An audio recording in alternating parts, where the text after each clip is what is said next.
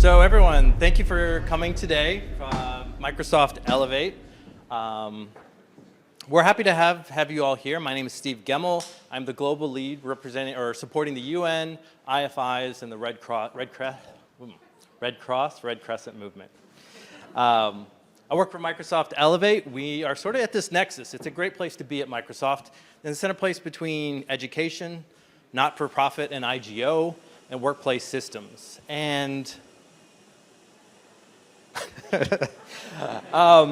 yeah, so it's a great place to be, especially in the middle of AI, because we're sort of like have this view of what's going on in the world around us. And this is something that's very interesting. And so we sort of designed a program to hopefully answer some of the questions that I'm personally feeling, that I think you guys are feeling.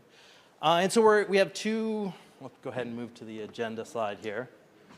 We have two parts. So we'll have part one, we'll take a little break, let them have some coffee, and then we'll go to part two.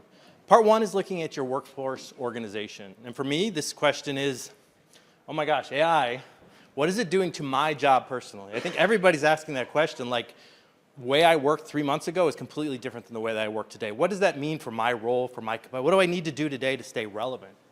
And then for the team that I support, the staff, the organization that I'm working through, how do I make sure that they're also prepared and they're ready to move into this new age of AI that we're all in? And so what we're going to focus, we have Sarah from LinkedIn who's going to keynote us. She's going to talk about the research and the data and start to understand like what is actually happening in the world around us to help ground us in this conversation. We have some friends from ILO.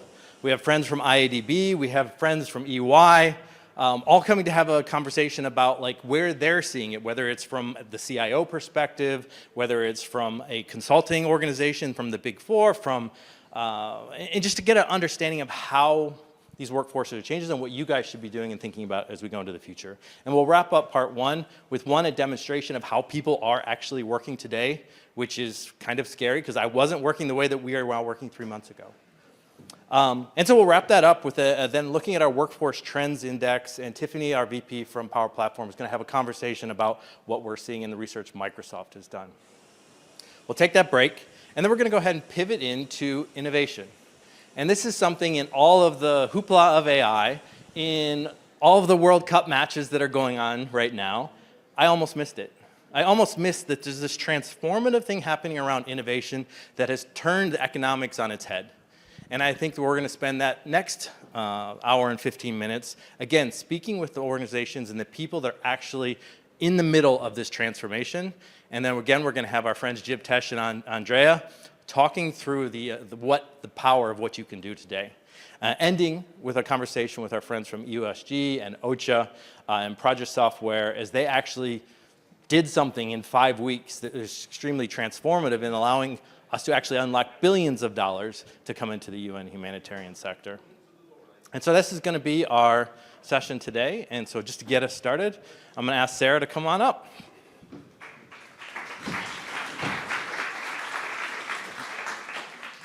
Clicker, and if you'll need.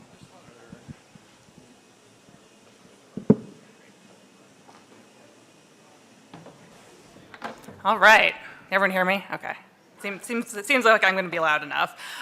Thank you so much. My name's Sarah Steinberg. I lead global public policy partnerships for LinkedIn, which means I get to work with LinkedIn's team of economists and data scientists who are translating all of the economic trends that we see happening from all of the activity on the platform into insights that help governments and businesses drive more inclusive economic growth. And in just about every conversation I am having with business leaders and policymakers today, I'm hearing the same things, which is the economy is uncertain, AI is moving fast, and workforce planning has never been more challenging than it is today. And at LinkedIn, we have a really great view into one of the key aspects of AI diffusion, which is skills and whether countries and organizations have the skills and workforce systems needed to realize the potential of AI-driven economic growth. And that's the tension that I want to sort of unpack today, because our data show that AI-driven growth is real. But it's not automatic, and the countries and organizations that capture it will be the ones that invest in human capital with the same sense of urgency that they invest in infrastructure and technology. Okay, so where we're coming from at LinkedIn, we have an incredible view of the global economy. This is because we have 1.2 billion members in more than 200 countries around the world. We have millions of companies on the platform, thousands of skills, and that gives us incredible real-time insights into the world of work and how AI is changing jobs and skills. And our data point to some really important trends that I want to explore here about AI-driven growth and specifically the workforce side of that equation. And what the data are telling us is that the global economy is at a real inflection point right now.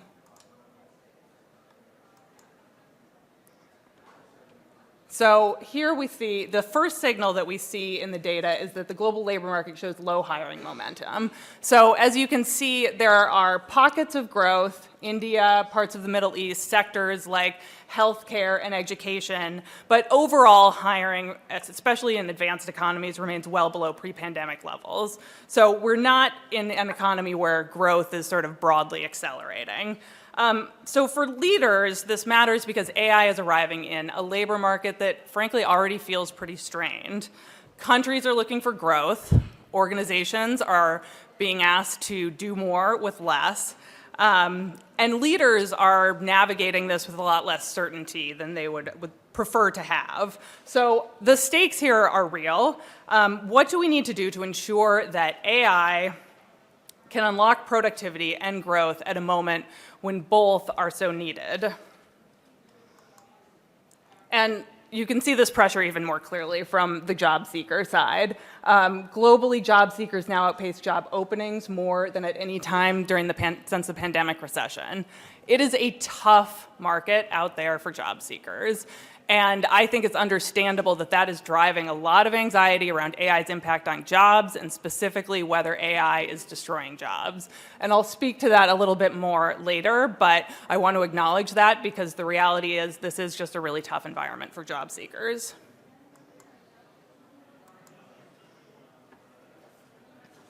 So I just shared some of the cyclical factors that we're seeing, but I want to underscore that this is happening under a broader structural backdrop, right? So organizations and countries around the world are facing slowing productivity, aging workforces, strains on social services, and that's pushing governments and businesses to ask, where is this next engine of growth going to come from? And this is where AI enters the picture.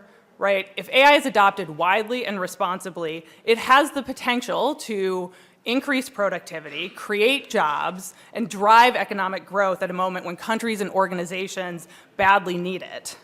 So when we talk about AI, for me, this is not just a tech conversation, this is an economic growth conversation. And the scale of that growth opportunity is massive. So at LinkedIn, we looked at 5 economies, and we found that by fully adopting AI across those 5 economies, we could unlock $6.6 trillion in productive capacity. Just those 5 economies. And of course, that's theoretical, but we are already starting to see it happen in reality. Organizations that are using AI are reporting time savings, productivity gains, more innovation. So the economic case for AI is pretty clear, but the next question for leaders is how to capture that potential. Where is AI usage spreading? Which countries are moving fastest? Who has the workforce and the skills that we need to realize this potential? And this is where Microsoft's AI Economy Institute has done some really great work showing that AI diffusion is underway. So global usage reached 18% of the working population as of Q1 2026. 26 economies now exceed 30%. And this isn't limited to technical specialists anymore, right? This is sort of diffusing broadly throughout the workforce around the world. But the second point here is just as important. Diffusion is uneven. Some countries are moving faster than others. And this raises a central question for the people in this room, which is, as AI usage spreads, what will determine whether that usage actually translates into broad-based economic growth? Because today the benefits of AI are not reaching everyone equally. This chart shows a pretty clear divide between the global north and the global south. Access is a factor, connectivity is a factor, language is a factor, but skills are a really critical factor. And for the UN system, I think this is really important because it means that AI diffusion is a development challenge, it's a workforce challenge, it's an inclusion challenge all at once. And if these barriers aren't addressed, the productivity gains from AI are going to concentrate within the organizations and the economies that are already positioned to use it. And I said I'd come back to this question around AI destroying jobs. And this is where I think leaders need to be able to hold two truths at the same time. The first is that the hiring slowdown we're seeing is not being driven by AI. So it's being driven primarily by macroeconomic factors around the world. So here we see interest rates in the US tracking pretty cleanly with hiring. In other parts of the world, we see that same pattern around trade uncertainty, geopolitical crisis, post-pandemic corrections. And importantly, we do not see the jobs that we expect to be more disrupted by AI declining disproportionately to the jobs that we expect to, say, be augmented by AI. But the other truth is that AI is absolutely disrupting the labor market, right? It's reshaping the world of work, how we all do our jobs. It's creating new jobs. It's changing existing jobs. It's accelerating demand for new skills. And we already see that AI is creating jobs. So we saw between 2023 and 2025, 1.3 million new AI-related jobs being created. And I think it's important to note that these aren't just elite technical roles, right? AI engineers are always going to be critical. But actually some of the fastest growing occupations that we see on LinkedIn are the ones that sit at the intersection of technology and implementation. So forward deployed engineers, for example. And right, this makes sense given where many organizations are in their AI journey at this point, right? Like we're not just using AI to improve the tone of our emails, but we're really thinking about how do we embed this technology into our business practices and workflows in a way that drives new growth and innovation. And in order to do that, you need people who can really sit at that intersection of technology and implementation. But this is the biggest story, actually. The biggest story is that all of our jobs are changing. So, excuse me. So at LinkedIn, we determined that 85% of professionals could see at least a quarter of the skills they need to do their job change as a result of AI. And this is important because it's not just about preparing people for new AI jobs. It's about preparing all of us for the fact that our jobs are going to change rapidly, significantly. And this makes the workforce challenge really hard, right? Because as a leader, you don't have to just be asking how many AI engineers do I need? You need to be asking how is every function in this organization going to need to change? And this is why this kind of real-time labor market information and visibility is so important. Because the issue is not that leaders lack urgency. Actually, leaders have plenty of urgency. So we see 1 in 2 global execs say they have a workforce blind spot around the future roles and skills their organizations will need. 8 in 10 say they face pressure to move faster than they can measure the impact. The issue here is that they don't have enough visibility, right? Leaders need to know which roles will change, which skills really matter, where the gaps are, and how to move people fast enough.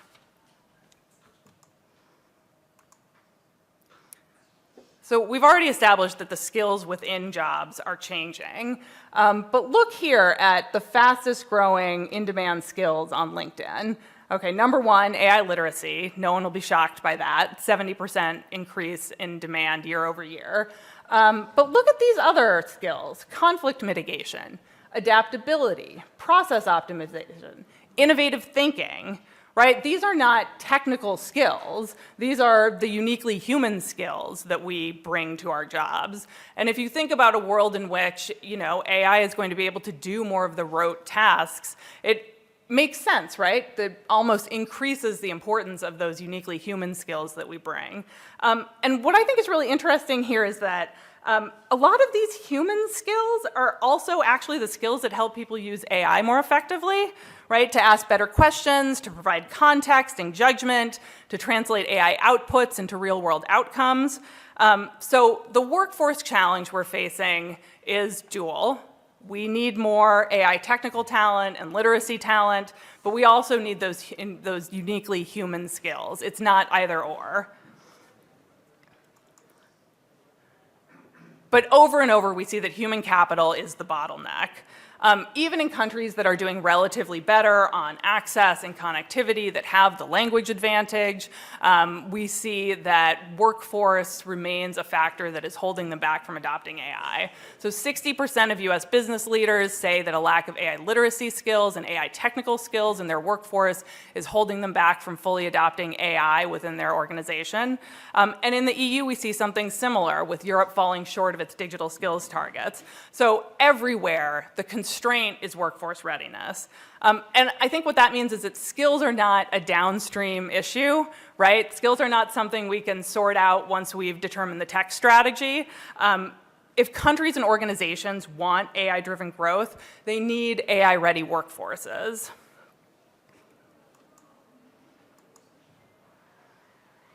And if skills are changing faster than ever, that means that skills need to be the new sort of infrastructure that is underscoring the labor market. We need better ways to build skills, to recognize skills, to connect workers to opportunity based on skills. And one example of that is skills-based hiring. So here, LinkedIn partnered with the OECD to analyze our data to understand how organizations are using skills-based hiring. And the findings are really compelling. Workers qualify for 3 times more roles when they match by skills versus titles. Adding 10 skills to a LinkedIn profile can reduce unemployment by 1 month. Recruiters using skills-based matching are more likely to make a quality hire. And something interesting here is that it's workers under the age of 35 who are the most likely to add skills, and particularly those disruptive tech skills. So as we're thinking about aging workforce and the challenges that we have there, there's a real hunger and demand from the younger generation to be able to communicate in the labor market in that language of skills. So if I were advising a government, a UN agency, or a large employer, there are 3 workforce questions that I would ask. The first is, are we increasing AI skills? Both those foundational AI literacy skills that every person in the workforce is going to need, along with the AI technical talent. Number 2, are we investing in uniquely human skills? So we should be prioritizing things like adaptability, innovative thinking, collaboration, and these are the skills that complement AI and that employers are increasingly valuing alongside those technical skills. And finally, are we modernizing organizations and labor markets around skills? So instead of relying on the old model where we looked at titles and occupations and we front-loaded education at the beginning of one's career and expected that to last a lifetime, are we doing things like skills-based hiring? Are we using real-time labor market data to inform the skills we're building in our workforce? Do we have portable credentials that are helping workers and employers meet the pace of change in the labor market? And the through line here, I think, is pretty clear. Countries will not capture AI-driven economic growth unless they build the workforce that AI requires. So for institutions in this room, if you take away one thing from this, it is that every AI strategy needs to have a workforce strategy.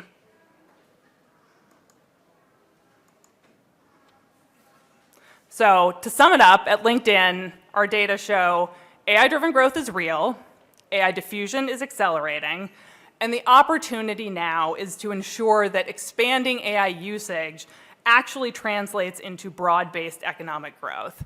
Because the countries and organizations that lead in this next phase will be the ones that prioritize workforce along with technology and infrastructure. And look, I've been in workforce policy for over a decade, and I have long been frustrated that leaders too often, for too long, have treated skills as sort of a nice to have. There's something we can invest in when times are good, when we have extra resources, but they're not really necessary. That's not true in the AI era. In the AI era, we need an AI-ready workforce if we're going to realize the economic growth potential of this technology. If we get this right, it can lead to job creation, higher productivity, economic growth at a moment when organizations and countries really need it. But that requires leaders to treat skills of their workforce and their workforce systems as essential components of that strategy. Because in the AI era, skills policy is growth policy. Thanks.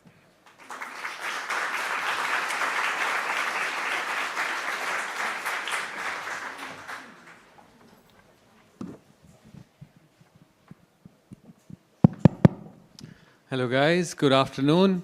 Sorry for the small room. We'll try and get a bigger one next time. I need the clicker, yeah, great. So I'm Jivtesh, based here in Geneva. Extremely lucky, I feel like I have the best job in the world because I work just with the development organizations, help them with AI solutions. And today, my intention is to try and give you ideas. I'm hoping that at least a few of you will walk away, and next year you'll come back. This happens every year. I see a couple of people standing here who attend a session, and next year they come back and say that I built an agent out in my organization for this. Okay, here we go. So one story, 3 courses, right? Most of us have been using AI for individual productivity. We'll start with that, but I'll show you where we are going with that. Second act, we'll talk about organizational processes. And then third, we'll go about impact, right? Because at the end of the day, it's all about the impact that you can have. And I'll try and make it fun. Sometimes it'll land, sometimes it'll not, but I'll have fun in doing that. So raise your hands if you've used AI to summarize a document. Yeah, just look around the room. Keep your hands raised if you've used it to create a document. Keep your hand raised if you've used AI while you were sleeping in the night and it was going and filling out forms for you. There's a few hands. Please look around to these people because these are the people you want to talk right after this session as well. So the idea that I'm going to share with you came from someone that I know in the development sector, right? So I'm just going to bring them out.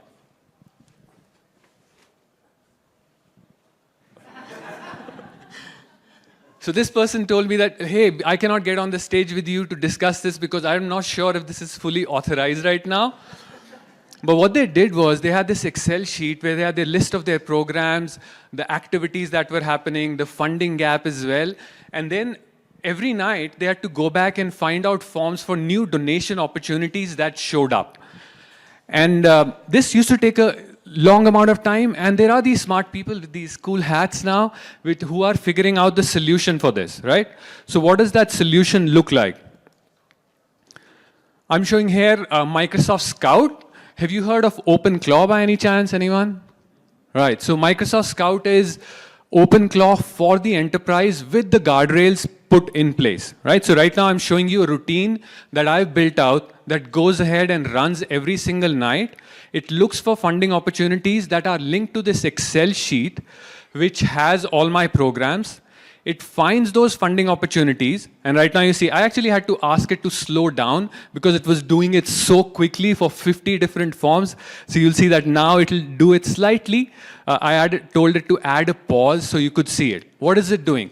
It is taking information for each program from an Excel sheet. It's opening up the browser, using my identity and my access, and then filling out this form for me. At some points, I see some people start to get uncomfortable in here. This is why I hear the hat, right? To diffuse the tension. So what we've done, right, when we brought in a tool like Scout to the enterprise, we had to take care of 2 things. One was identity. So every time it's going in and filling out a new program for me, it is with my identity. Number two, access controls, right? In the background, we are taking care of your data loss prevention policies. This is deployed through your security investments in your enterprise already. What can you access? What websites will you be allowed to open up? And then what sub-agents will it spin up? What approvals will they have? And the identity for them. Right? So these are a lot of things that we had to think about before we launched this, but now this is available for those of you who've been secretly using AI tools yourself. Now this is available for you as part of the Frontier program with Microsoft. Right? So you can go ahead and test this out. Some of you, maybe you've heard of robotic process automation, maybe raise your hand, right? So imagine now everyone in your organization will have access to robotic process automation. What we are trying to do is give you a little bit of control because we completely understand how dangerous this can be. So the auditability, making sure that we track every time what's happening, right? So as these forms continue to get filled out, what I want at the end of the day is make sure when I wake up in the morning and I look at the report, what all was filed out. And my goal here is to remove the boring parts or the bureaucratic parts, right? I still care a lot about the personal relationships. I care about the decisions that I have to make, right? That'll be my first, my next step, right? So, but it'll keep filling out this form, so I'm gonna go ahead. But by morning, I wake up and it has automatically logged in about 8 applications for me in 6 different sectors. And at the same time, it's telling me that, okay, for some of these, you need to actually send out an email with some documents. That's the part I still need to do, right? But people are actually still going ahead and automating this part as well, right? So how do you do that? So the paperwork part, the bureaucracy was all taken care of overnight, but I still have to now go ahead and reach out to my contacts, right? So I'm a program manager who has been building out these relationships for a long time. I know what's happening in the program. So every time I'm applying for an opportunity, I want to personalize that part as well. This is where co-work comes in. So Copilot Co-work, has anyone used it? Okay, again, just look around the room a little bit, talk to these folks. This is, so if Copilot was your assistant that sat in on your left-hand side and answered questions for you, Co-work is the assistant that does stuff for you, right? What does it look like? So for now, when I woke up in the morning, my Scout agent told me that I filled out these forms, but for these 4 applications, I want you to send out emails. So I go inside Microsoft Copilot Co-work, and I start to type that out. Exactly the query that I got in here. And again, I'm showing you the models in here because this is something we built in combination with Anthropic, but now we've taken it. So we also use OpenAI models, and we also build in the purpose-built specific models for this, right? So I go in here, I paste out my query that for all my 4 applications that I need to send out personal emails, look at all the emails that I've sent out, look at any calls that I've had with teams, and also look at any documents where other people in my organization have been working with these organizations as well. So Copilot Co-work has a long-running context window where it searches, it reviews information, then it searches some more. And what it's working towards, and you'll start to see on the right-hand side, it's made a plan of things that it needs to do. It says that, okay, I'm going to be researching a little bit, then I will create concept notes, and then I'll create Word documents for those concept notes. And then finally, I will also create emails and attach those concept notes that I create over into the emails as well. Right? So it's carrying out this process. And now this has become my routine. Every single evening when I log off work, I open up my calendar. I dictate over to Copilot Co-work for this meeting, I want you to go ahead and prepare this PowerPoint. For this meeting, I want you to research this and give me the BLUF. That's a keyword that people use in the AI world, bottom line up front. So that gives me the top things that I need to quickly review before every single meeting that I have. So now Co-work is working, Copilot Co-work spends about a bit of time, right? So this is the part which I've cut a little bit. It took about 15 minutes. But in the end, it's created like my top 3 donors. It did some additional research. And then on the right-hand side, you'll see the concept notes that it has created. Now, in the past, maybe you've used macros and templates to create concept notes and then people are filling it out. But now it becomes people write their comments or they dictate it out, and the concept note ends up having that personalized information, bringing in information from lots and lots of different sources, and the quality of that document. Right? So if you created a document with AI 6 months ago compared to what you see now, you'll see the difference in here, right? Quite often they are ready to go, right, with your comments in there. So it's created these 3 different concept notes. I go over to my emails and my draft emails. We never send out information. There's approval process in there. And for each email, it's picking up the context. What was the last time I emailed this person? It's including that in there. But more importantly, it's including the program that I'm applying for along with the personalized concept note for this particular donor for their program. All right. Take this further, right? But before I send it out, I want to do an extra review as well. So this is where I come in and I built out a skill. Does anyone know what a skill is? A few people. For those of you who don't, now you do, right? So skill is pretty much a reusable prompt that you can give to AI. That's it, right? So it's a copy-paste of the 2026 generation. If you don't want to copy-paste, so you say that, okay, save this as a skill. So in this case, I've saved a skill called a concept note critical review. That was a prompt where I said that every time you have, I create a concept note, I want you to review it critically, tell me what questions a donor might ask, and help me prepare with a response for that. So it's coming up with a response in here with saying that, okay, you're asking for more funding about a gap, but you had a donor that backed out. What if you are going to ask for funding again? And then it's telling me, how can I respond to this, right? I have data around this, which is actually sitting in a separate database. So it's guiding me through how I can respond better for this as well. So before I send out these concept notes, I can already incorporate these changes, right? In the AI world, we've started to call this loops. Okay, so what just happened, right? So this was Act 1. I'll come back with a different hat. We had AI that was able to fill out forms for us. And then we had AI that read through all of the donor applications. It created custom concept notes. It created an email, attached those concept notes. But before sending it out, it also reviewed those concept notes. And then when I went in, my job was just the judgment on top of it. Cool.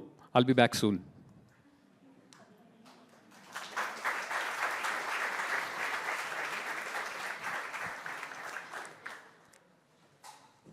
Good afternoon, everybody. I'm Britt P. Moeller. I'm with Microsoft Elevate, and I actually have the best job, sorry, Jiftesh, as a storytelling and advocacy director. We can compete, yes, we will compete. As a storytelling advocacy director, I get to tell incredible stories of the nonprofit, social impact sector, and UN organizations. So I'm really happy to be here and have all of you here. At this time, I'd love to have our panelists join us up in the stage. So Sarah Steinberg, Cher Varick, Jill Hind, and also Jean-Michel Baudouin. And this is a bit of an awkward stage, so apologies in advance.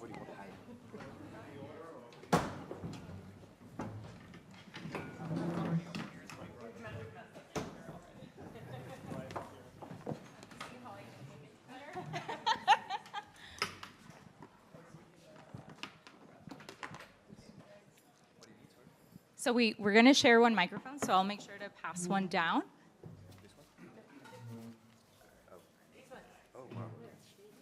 No. No. So for this session, and from what we've heard from Sarah, thank you so much for that, great introduction and setting this up. We're going to talk about the workers are ready, but our organization's really ready. And we've really heard the case for human agency in the AI era. We've heard it in the keynotes earlier today. And this panel is going to ask that question, right? Are workers ready? our workers are ready, but our organization's really ready to take this on. And as we've seen, the data suggests that the bottleneck is not just the technology, but it lies in those skills, in that governance, in that leadership, and in that trust. And whether the organizations are really ready to redesign how the work actually gets done so that we're ready for this AI era. So to start, we're gonna go with you, Sarah. And you gave us a top-line narrative, and when you look across LinkedIn's workforce data, what is changing most quickly, and what are the leaders at risk of missing? That's the first part. Is the real constraint access to the tools, the AI tools, or is it the ability to identify, build, and redeploy the skills that organizations need? Okay.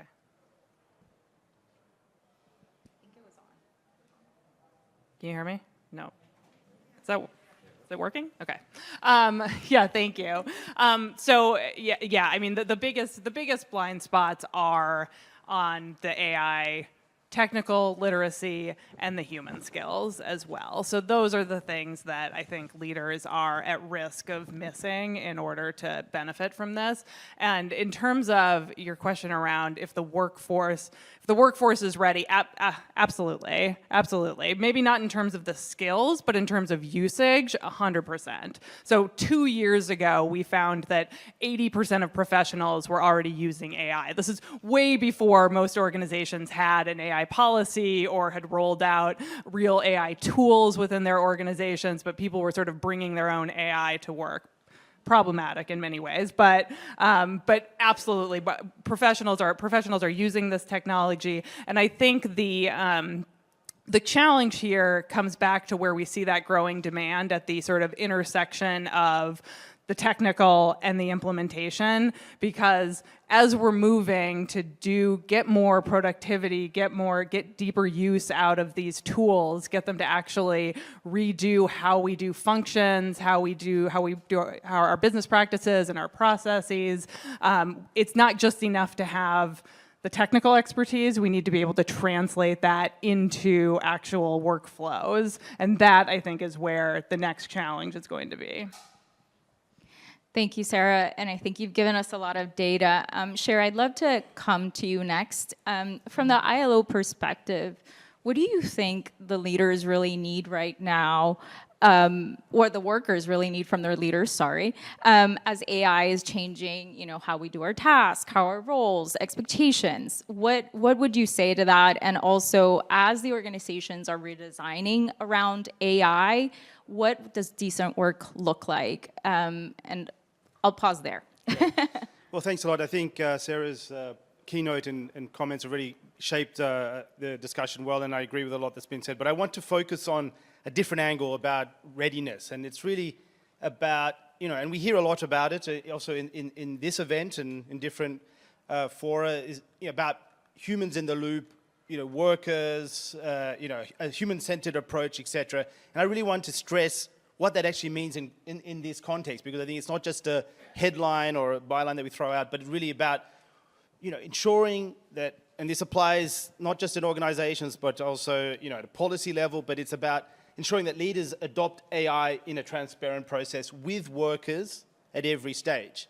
Because ultimately, workers usually know best about their tasks and how they can be augmented, automated to improve outcomes. And here it's really, so it's not just about are workers ready, but it's really about how can we improve human capabilities, also with a view to improve outcomes for workers, right? This is critical to ensure that this is going to be a win-win for both employers and workers. So what does that actually mean? I mean, firstly, it's about asking workers and involving them in the design and the tech strategy and the adoption of AI to begin with. Our own ILO research shows us very clearly in studies in the nursing sector, for example, and others, that AI systems are more successful in achieving those goals when they are based on collaborative design.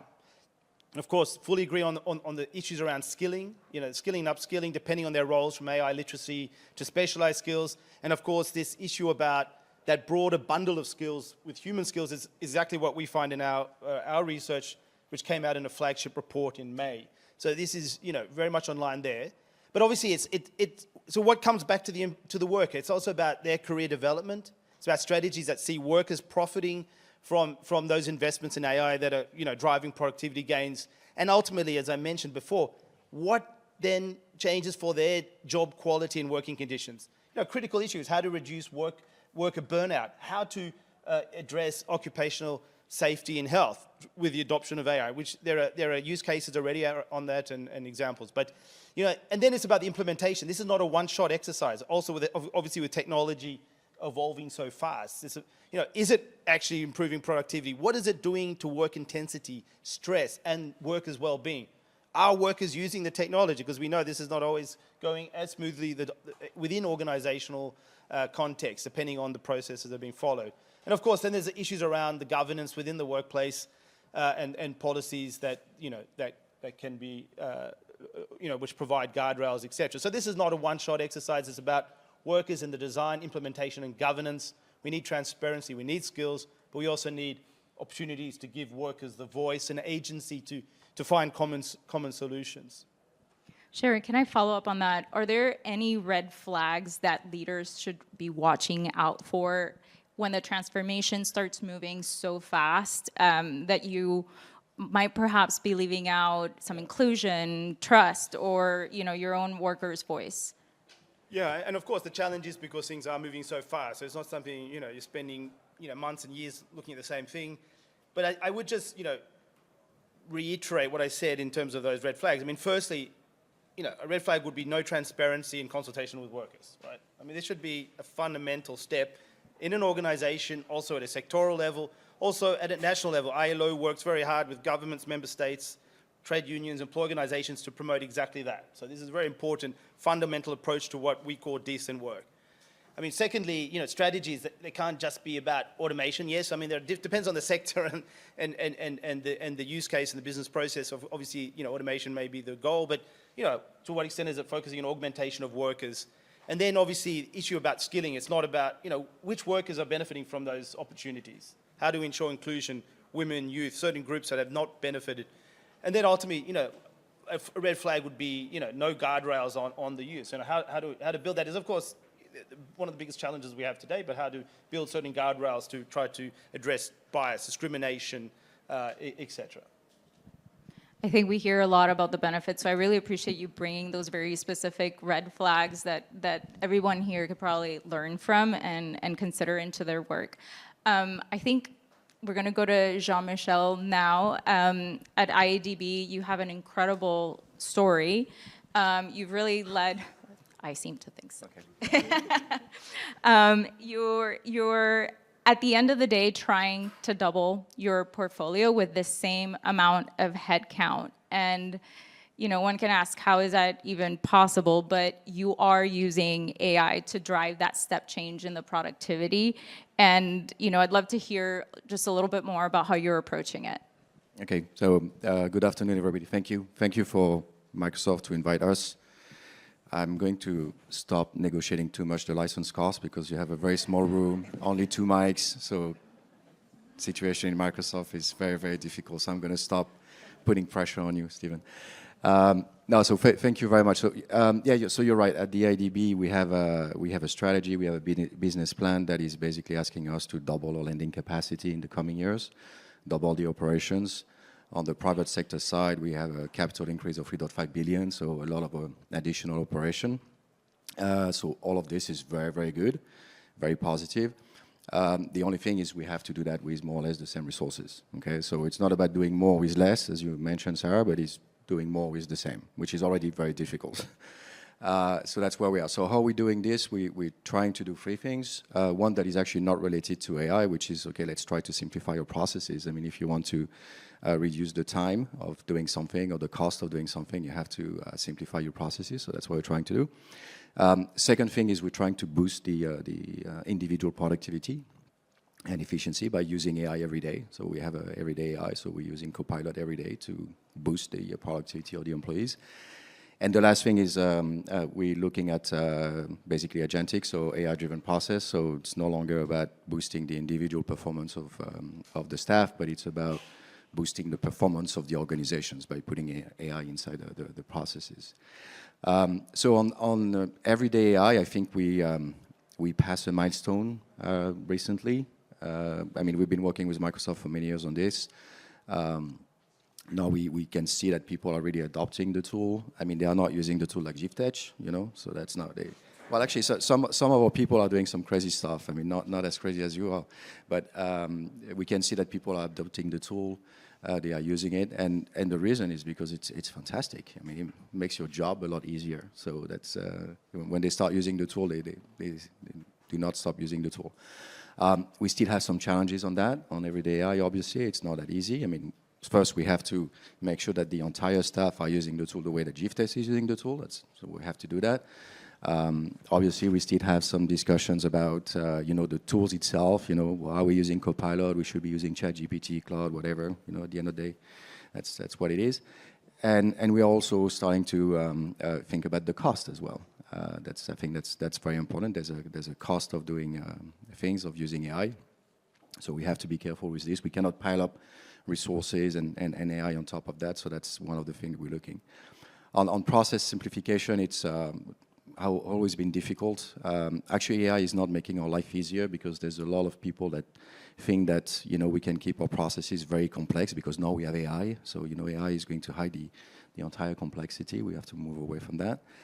But the biggest challenge that we have, and this is where I think there's a game changer, it's on the on AI-driven process. So, you know, it's no longer about boosting the individual productivity. It's really shifting work. So it's, you know, not saying that we're going to do the work faster. It's we are going to do the work. We are going to shift the work to an AI agent. You know, we are shifting capacity to an AI agent, and this is very difficult because first, it's not a technology question. I think with technology you can shift, you know, 70-80% of your back office operation to an AI agent. So don't ask the CIO what we can do because he's going to tell you that, you know, we can use AI agent everywhere. So that's, and the second thing is it's about HR, you know, like the workforce. And that's it. I was going to go there. I was going to go there. Thank you. Yeah, because I think it's really interesting how your team is working with HR and not just thinking of your office as a team that deploys tools, but working together and teaming up to redesign, you know, workforce workflows and other parts of this culture transformation that you're driving. So I'd love to, you know, make sure that you could share a little bit more about that with the team here. Yeah, I think this is important. So I think we're very lucky at the IDB because we actually put the HR department and the IT department together under one vice presidency. And this is very good because now, like, every type of discussion that we're having in terms of AI-driven process comes the impact on the workforce. As soon as you start saying that, okay, I'm going to, you know, shift some work to an AI agent, then you have the questions of, okay, what do I do with my workforce? You know, what is the impact on the skills? How do I upskills? How do I reskills? What are the new roles that we need? And having that, you know, that proximity with HR, it's very important. We are today together with HRD redesigning the roles together. So it's a discussion that we have with the CHRO. We're talking about new roles. We're talking about upskilling and reskilling, and this is very, very difficult. Okay, I mean, people tend to say like, hey, you know, you just have to upskill or reskill your workforce. I mean, But what does that mean? Yeah, what does it mean? And not everybody can be reskilled. Not everybody wants to be reskilled. So it's more complex than it sounds. And we are looking. You mentioned that, Sarah, on the workforce planning. So actually, for the first time this year, we're going to try, and I will come back next year to tell you how it worked or did not. But we're going to do the workforce planning together with HR. So HR is no longer having the discussions about, hey, how many roles do you need? How many headcounts do you need? What are the skills that you need? Now IT is going to be together with HR having the discussions with our business saying, okay, what headcounts do you need? Are you sure you need these headcounts? How many agents do you need? You know, so this is the type of discussion that we're going to start having this year. And I'm really looking forward to that, but let's see. Well, thank you for that, and I think it's a good example, and we want to continue following your journey. We're going to move to Jill now. You have an incredible vantage point across sectors and geographies, and we'd love to know a little bit more about what really separates those organizations that are crossing that transformation gap. Is there a pattern that you see in those that are actually moving this along and in the right ways? Yeah, and I think, and lovely to be here. I don't think there's many organizations that are actually truly crossing the gap. I think we're all still working through it. But it's more about building on the points that all the panelists have already made. And we're certainly seeing that so many organizations are focusing on speed, on moving quickly or deploying widely or not being left behind. And I think, there is a risk that it's not about speed, but it's actually about leadership and culture. And I think we all saying that. We recently did a piece of work with the University of Oxford, and there was just such good data that showed that people that are, or organizations that are investing in culture and in leadership as they undergo this AI transformation, literally double their successes, in terms of whether growth or revenue. And there's some fabulous case studies. There's one right here in Switzerland, a digital bank that got significant, I think, good and bad press, for transforming quite quickly towards an AI model. But the interesting story was that they did so without any loss of jobs. Jobs were lost through natural attrition, but they did focus on culture and upskilling, and they shifted people to a much higher value tasks through productivity gains and so forth. But so I think that's a big takeaway is also the tone from the top. So leaders are learning alongside their people and being transparent about it. So I think that's a key observation in terms of creating that success, and then a culture of experimentation. So even within EY, we have these adjacent teams, so to speak, where we are allowing for challenger business models. So where we're saying, well, we are all impacted by AI, so how do we transform our businesses, and then how do we bring that back in, and how are our people, part of that solution and that innovation that we're creating. And then I think a big show you mentioned the transparency and the honesty, and we're still grappling with that, because I think as we start to work through the impact that AI is going to have, but I know I'm going to get a governance question soon as well, but I think that's a big part of it in terms of it being an enabler, not a blocker. So. And we have a lot of organizations, international organizations, that probably have complex governance, accountability requirements. How do leaders move swiftly or urgently, if you will, without breaking that trust and that credibility that they've built? I think so. What we've learned is that it's the urgency doesn't come from bypassing governance. It comes from shaping and reshaping your governance. So organizations that are getting that right are not choosing innovation at the risk of governance. And I think true governance doesn't become a break. You work with it to become an enabler. And also, to my point around this, it's nothing new, but creating this culture of experimentation, but you don't do it without boundaries. We look at what new guardrails do we have to implement and put in. And then I think it's also about, I'm beating from the same drum, but it is about culture and leadership. So in terms of creating those governance structures that can foster quicker innovation. And I think, AI can enable that as well. So. Great, thank you. So Sarah, we're going to go back to you. And we know that the research suggests that the leaders that are best suited to lead in this moment are those that are multifunctional, have multi-industry and multi-geography experience. So what does that tell you about what kind of leader an organization needs to choose and or develop for this era of AI? Yeah, absolutely, and loved your point, Jill. I mean, leadership is absolutely critical, and I think we see that leaders are feeling the pressure and feeling the stress of all this change as much as any of us. I mean, leaders are feeling like they sometimes lack the capacity to really understand this technology and figure out how to implement it. So this is a really critical question, and we have some fascinating research at LinkedIn looking at how the profile of the C-suite has changed over the last 5 years. leaders. And to your point, Britt, yes, we absolutely see that what we demand of leaders today is changing pretty quickly. And we're asking more of leaders. We want leaders to have more multifunctional experience, multi-domain experience, multi-geography experience. It used to be in the olden days that someone might sort of rise steadily up the ranks within one industry or even within one company into leadership, and that's just not the profile that we're seeing. We're seeing a real shift there, and I'll just share some of the stats because I think they're quite striking. In the last 5 years ago, 90% of C-suite execs came from one industry. Today, that's just 66%.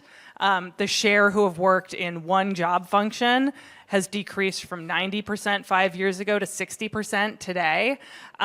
The share who have worked at just one company has decreased from 90% to 62%. And on top of that, internal hires are down 10%. So as we prioritize things like adaptability, we are increasingly looking for leaders who are bringing those very different perspectives and viewpoints, who can adapt quickly to a world of work that is changing as fast as it is. That sounds like a challenge and an opportunity for sure. Shares still in this topic of leader, readiness and inclusion. What are your thoughts for leaders to do this and make this shift in a way that's inclusive and drive that AI transformation in a way that doesn't continue to create inequalities? Well, at the risk of repeating what I said before, I just want to stress, this more of a bottom-up approach as well to working with workers at all stages. I mean, of course, if you thinking about how things work within the ILO, of course, or any international organization, we know the complexities, right? So it's not necessarily as flexible as we would like things to be in terms of how you find those opportunities to push innovation and experimentation. But you need to focus on those mechanisms that can provide that entry point. So, for example, the International Training Center of the ILO, which is in Turin, acts as a vehicle for our innovation hub, for our capacity building and experimentation. But the real challenge there is to make sure that's linked back to the strategy of the organization on innovation, on AI, and our broader program on decent work. But I think still the principles apply to any leadership in any organization. Is let's do this bottom up, consult with workers. Make sure you're including those who may not be the obvious suspects. I think even we face those challenges. I think any big organization does. Is there are always very motivated people who are running around, jumping on the latest technology, and they don't need a lot of help, in fact. But they're often the ones who get the most attention, and they'll be able to develop pilots and getting support internally. What about the others? What's happening with them? That needs careful conversations. That needs and that's also part of the overall strategy around HR, etc. I mean, these things have to be looked carefully. But I think it's important not to make sure within organizations those people aren't left behind, and have those honest conversations about where any of these new tools can add value to their role. So I think one is to try to keep that conversation going at all stages: design, implementation, governance, but also look at who's participating. Are we missing out from a gender perspective, from a other group angle, and make sure that we're also addressing that as well. Thank you, Sharon. I appreciate all the different perspectives that we've heard so far. As we get ready to wrap up, I'd like to go into a little bit of a 90-day challenge, if you will. If one leader in this room had 90 days to move from AI awareness to AI transformation and readiness, what would your advice to them be? Yes, please. Okay, speak to your workers. Every AI strategy needs a workforce strategy. I think get really hands-on and become a leader in AI, but do it yourself first. So. All right, so when you work in an international institution, 90 days, that's about the time that it takes to set up a meeting. And now it's changed. Yeah, so how you have to, or use Copilot to set up the meeting. I have the discussions about what kind of company do you want to be, what kind of things you want to keep internally to your staff, what kind of things you want to outsource to AI, and you are the leader of your organization, so you get to decide. Okay, it's not a technology question. Everything can be outsourced to an AI agent, but it doesn't mean that you have to do that. You get to decide, the type of company that you want to be. I don't want, I'm sorry to say that, I don't want Microsoft, Anthropic, OpenAI to tell me how my institution should look like and what I should outsource to AI. I want to decide that by myself and then get the support of those vendors to make that happen. But so you lead and you decide. Great. I want to thank all of you. I think the message is really clear. The workers are ready, but the ones that are going to succeed aren't just thinking about deploying the tools. They're thinking about redesigning, the culture, the workflows, the processes, making sure they're hearing those voices. So we really appreciate you coming on today, and hopefully you all find some good takeaways that you can think about as you apply this into your work. Thank you.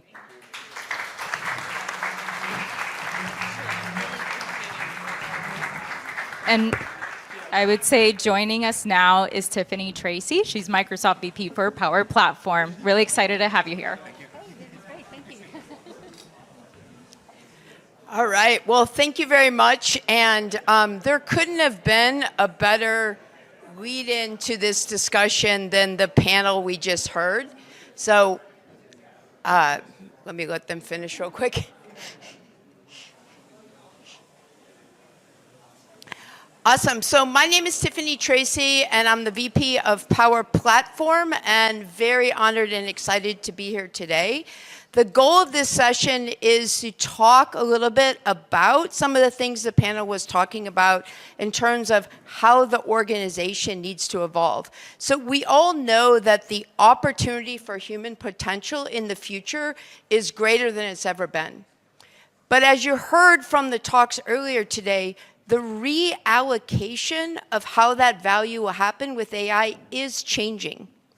First, we have an upward, where the ability to use AI and agents for much of the execution brings humans to a place where they are doing more of directing the work, bringing the creativity, the judgment, the accountability of what the systems will bring, which no AI can do for them. The second is we see this outward expansion of who can be a creator. We have more people now with AI that can be the creators, and the creation can come much closer to those that own the problem. Now, people are using these AI and agents to expand what they can do and who gets to do it. And the research that we've done shows this is accelerating at a very quick rate. So what I want to do now is talk about Microsoft actually analyzed trillions of anonymized M365 data sets. They interviewed 20,000 people using AI, and then once the research was complete, they actually took it around to a number of leading AI researchers and asked for input and where we were missing insights. This happened across 10 different markets. And so what I'm going to share is the results of that. So this is data-driven. It also aligns with the customer conversations that I have, but no, it's backed by a large set of data. There were many strong insights in this. We can provide a link to this study. It's external. It's up on the web. There's a lot of great data in there. But as you heard from the panel, users are adopting AI. Whether their organization is ready, whether their organization has sanctioned it. If they aren't doing it at work, they're doing it in their personal lives. And 66% of the users that are using AI at work said that they are far more productive than they were a year ago. They're having greater output. Those that have been using AI longer said they were 80% more productive than they were a year ago. And so we see that these users are finding value. They're moving forward.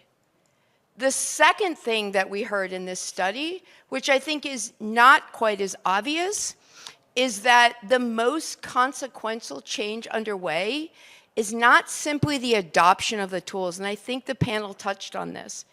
It is really the emergence of a new operating model. And that's a really important distinction with AI. So business models describe how firms create and provide value, but operating models define how we're actually going to deliver that value. And so work is no longer organized around people, processes, automations. It's increasingly organized around people, agents, intelligent apps, workflows, and a new set of data and systems that are connected and actually add to that. And so the task of leadership there is to shift from simply deploying technology to actually enabling this new operating model where intelligence on demand will become the norm. The next thing we see is that in this same report, individuals said what they see around them is that their organization is not ready and the systems are not ready for them to actually realize the full value of what they know AI can bring based on what they've experienced. It gives even more clarity to the fact that leaders need to rethink their operating model to really empower their teams as we move forward. So then, let me move past. So then the question really leads to leaders, if people are using AI, and I think we heard from all the organizations earlier today that people are, is the organization ready for them to realize the true value of that? And I know that many in the room are far on this journey, and you have already started down this and probably have many learnings. What we hope here is that you'll hear something that either reconfirms what you're doing based on the data, that it's on the right track, or hopefully hear about something that you're like, wow, we probably should think of this a little bit more in our organization as we create this new operating model for the organization. And then when we think about an operating model, this is more than redesigning business processes. But there were 3 pillars that really stood out from the data for organizations that felt like their transformation was being successful. And the first was culture, that they set a forward-looking culture. They did many of the things that ADB talked about. They were thought about redefining their roles. They thought about different ways that they were measuring success of AI, not usage, but business impact. They were thinking about skills in the organization. The second pillar was around redefining business processes, but this was not bringing AI into an existing process. Yes, it can do those things, but when they reimagined how that process could work with AI, that's where they saw the transformational benefits. And the third was that they had really strong learning systems. And I will say that seems like something we would always do, but my experience with my own team is this one takes a lot of work because it's really, people will go off and create cool tools for themselves, but really burning a learning system where if that capability has value, it is discoverable in the organization and it is available and is used broadly across the organization, that takes real thought and leadership. But all 3 of these pillars actually have to come together to change the operating model. So let's dive into each of these pillars briefly. So the first is that, I think you heard this, sorry, there's a little delay when you click, it's like 2 clicks before it clicks. Many people have focused on the tools, and obviously you have to give people access to the tools, they have to learn how to use them. But the largest impact to the success of AI transformation from all the data that was looked at was actually organizational and culture. So what they found was that 68% of the factors that will drive success were cultural. 32 were individual factors. And what they found most specifically was the strongest correlation happened when managers modeled AI usage themselves. So leaders and managers were modeling the usage. They were encouraging experimentation and providing a space for people to understand how AI could impact their roles. They were giving them opportunities to share successes and, very importantly, failures. Like, that experimental culture has to be that I can take a risk and it fails and I can learn from that. The second was thinking about how roles should be restructured for maximizing value. Thinking about your talent practices and how people are evaluated and developed, and then changing the metrics to not look at usage but impact. I will say within Microsoft, we've actually gone through this same process. Our leaders and managers were set to make sure that they were showing their teams how they were using AI. We actually redefined our roles. I happen to lead a PM team, and we actually redefined our PM roles to take on much broader scopes as we had more and more of the execution move to our AI agents. Then we created a learning system where everyone shared what they were doing, and we changed the view. If you were using AI, that was nice, but if the organization wasn't learning and adopting the AI you created, that wasn't success. And so it changed the culture pretty dramatically. And then we looked at, it's not about usage, it's about what did you change in the business and what impact are we having. The second is there's a completely different study that Microsoft looked at 1,800 professionals on this same topic. And they found that when managers actually were demonstrating the usage of AI, there was a 17-point increase in reported AI value. There was a 22-point lift in people thinking about how AI could impact their project and where they should bring AI in. It became a design point in everything they did. They found there was a 30% higher trust in AI. And for managers that made the space to experiment and learn and share, they had a 40% higher set of their users that were high AI users. So what it tells us is the most powerful impact in your organization is not the model, is not the tool. It's your leadership team and the culture that you set for your team. So once that culture's been set, I want to move into redesign the business processes. So as we think about that, I think there's 3 ways that work is evolving that we think are really important as we go to design those processes. The first is that we're moving from tools to actually thinking partners. These thinking partners will go with us across the day. That may be Copilot, that comes from your productivity space over to your business space, but it'll work with us across everything we're doing. It will understand your intent, it will understand how you write, how you think, what data you have access to. You'll stop asking for tasks, and you'll start asking for the intent of what you want to do. The second shift, which I think I'm personally most excited about, is we've done a great job of putting things online, but knowledge is still in silos. It's in apps, it's in documents. There's a lot still in people's heads. And we're moving more to this shared context, this shared enterprise brain. As we think about these new technologies like MCP, et cetera, we are going to have a much easier way to build that enterprise brain that understands each organization and what their processes are, how they think, and how they should evolve. And the third is actually that we won't work in apps, but we'll work across them. So instead of switching systems, there will be this reasoning layer that decomposes the components we need and puts them together with AI to actually help us hit our intent. So if I take a specific example, say onboarding a new employee. Today we have lots of systems that do that. We have someone that comes in and works through who they need to meet with. We have a system that lands the training they need. We have different people they need to meet with and different systems they need to onboard with. But it may be by role, but it's still somewhat generic. In the future, you'll have an AI agent that looks at that person's background, their experience, what might be their gaps for the role they're taking on.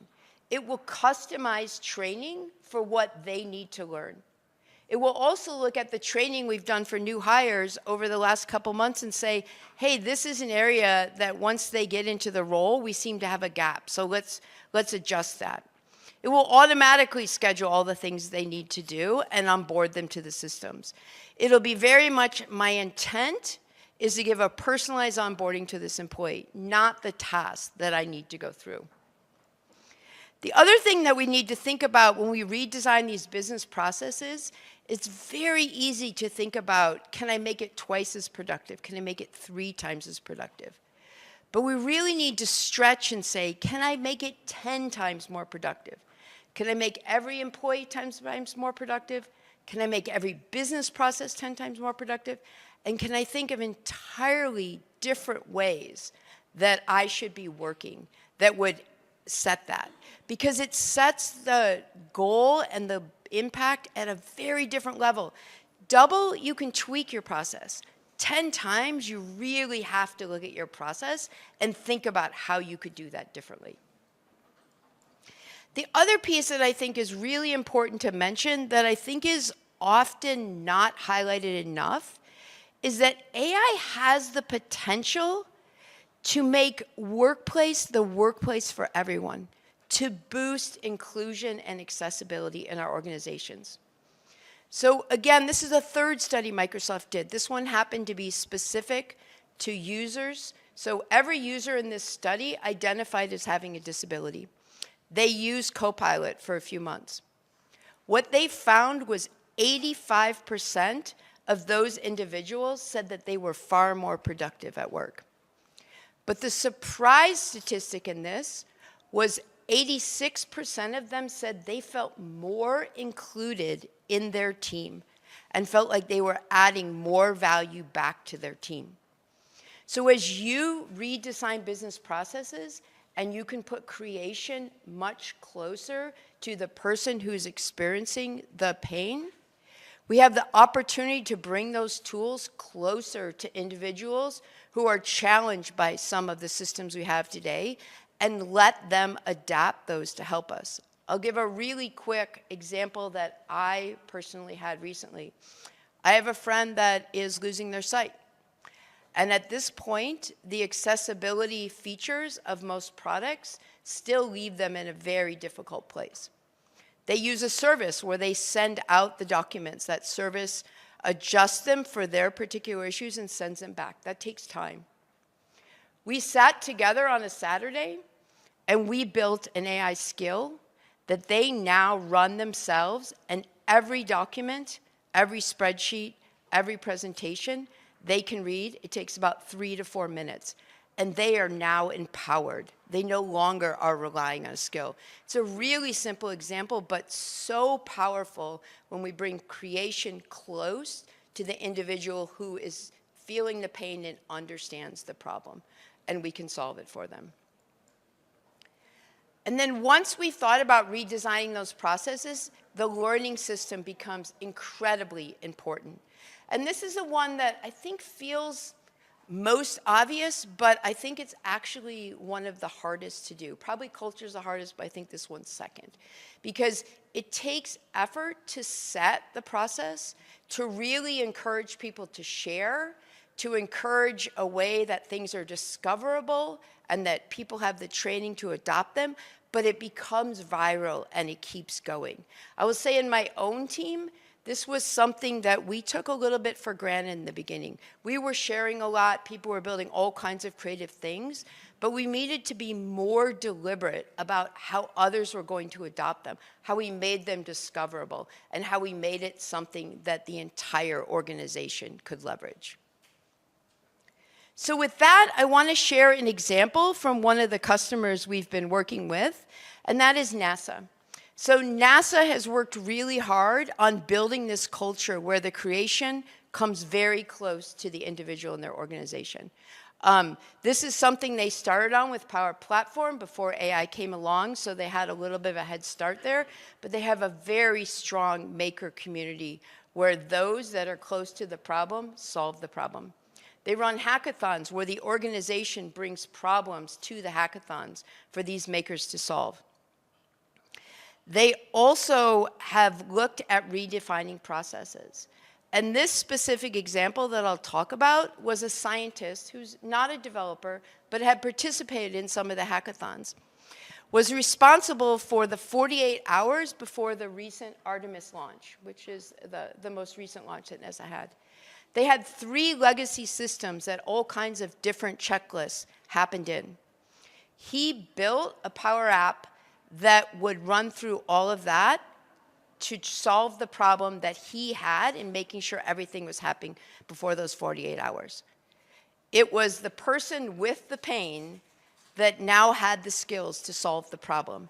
And they are now rolling that out further for some of their other processes. But they thought about culture, they thought about redesigning the process, and then they built a learning system so they could share that across. So with those three things in place, one last thought that I'd love to lead with you is once you've done those three pillars, what's the barometer that you've been successful? And I think one thing that's really important is that adoption is activity. What you really want is absorption. That's when you get transformation.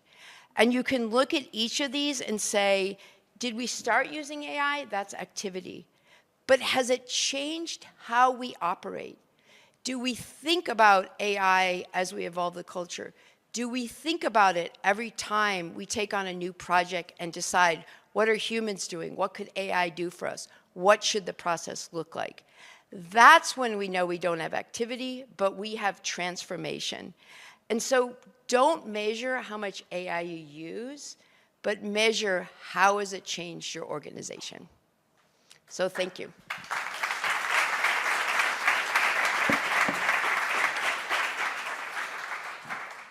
All right, so that wraps up part one of this conversation. We're gonna take about a 15-minute break here, so get up, stretch your legs, have some coffee, talk to some of the speakers, ask Jivtesh how he filled out all those forms at one time. And so just we'll take a few minutes, and we'll probably run a few videos and things like that. 3:40? We'll restart at 3:40.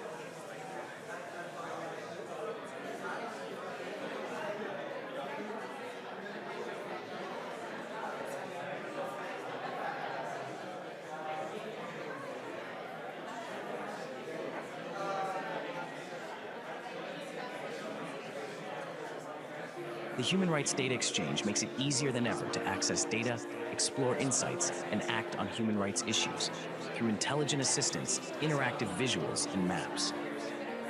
HRDX enables action, strengthens accountability, and equips people with the insights needed to safeguard their rights. What does this better access to data mean for people around the world? It's 10 p.m. in Geneva. Ambassador Rodriguez just received word that an emergency Human Rights Council special session has been called. The Human Rights Data Exchange makes it easier than ever to access data, explore insights, and act on human rights issues through intelligent assistance, interactive visuals, and maps. HRDX enables action, strengthens accountability, and equips people with the insights needed to safeguard their rights.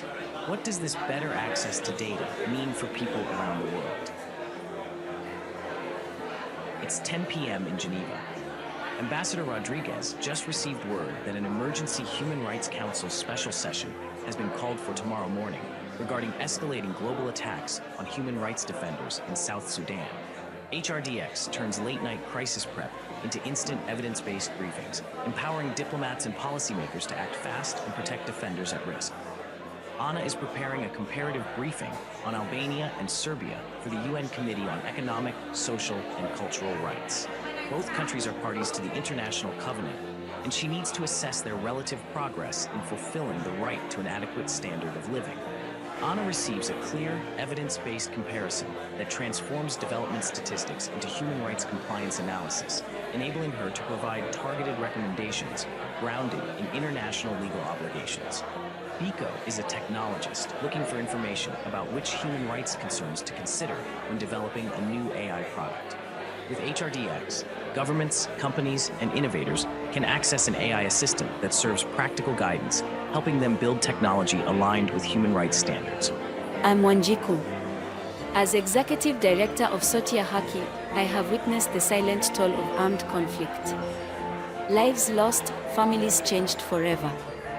Today, we harness the power of SDG 16 data to spotlight the true human cost and drive global action for civilian protection. I use the Visual Explorer and filter for the right to life to comprehend the scale and gravity captured in these numbers.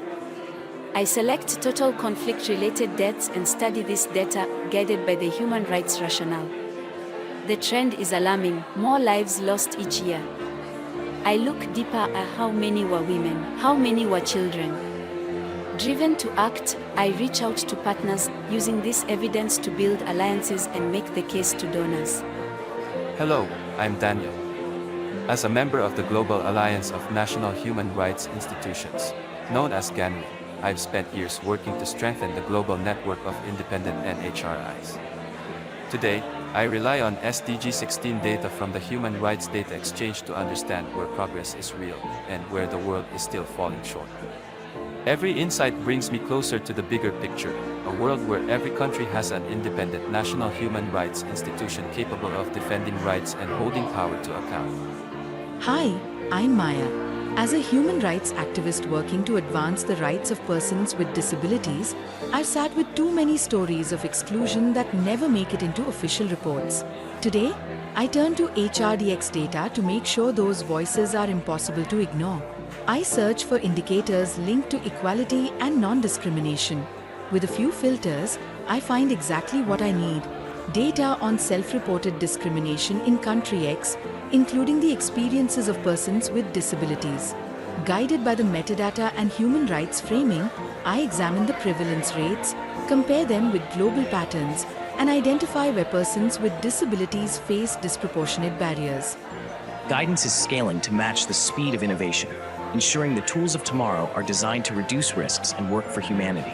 By harnessing the power of data and AI, UN Human Rights is creating a future where technology empowers communities, drives accountability, and helps to safeguard rights everywhere. With HRDX, we are protecting people, powering progress, and building a future-ready human rights system.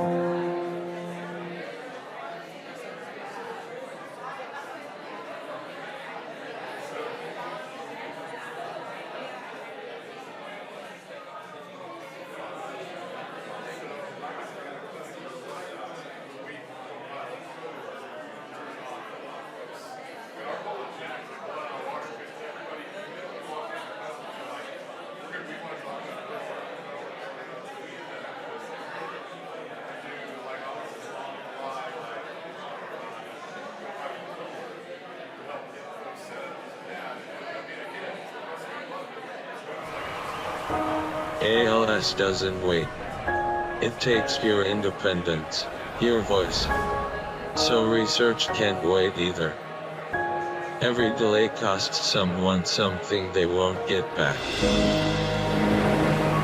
In late 2013, we hosted a Team Gleason Summit. Steve stopped the entire conference and had said that things need to change. Neuromind came directly from that summit we hosted. It is now the largest open ALS data resource in the world. Now working with Microsoft Azure, we have access to security tools, to search tools, to Azure AI Studio, and that will make that researcher's experience much quicker, faster, and easier. Using the data from Neuromind, we were really trying to understand what factors give rise to ALS. That gives me great hope that we can then target those forms of pathology using therapeutic approaches. With NeuroMind, research is being accelerated at 60% when they're accessing open, freely accessible data. For us, time isn't measured in budgets or plans. It's measured in what's still possible today. Treat every day like it matters. Because it does.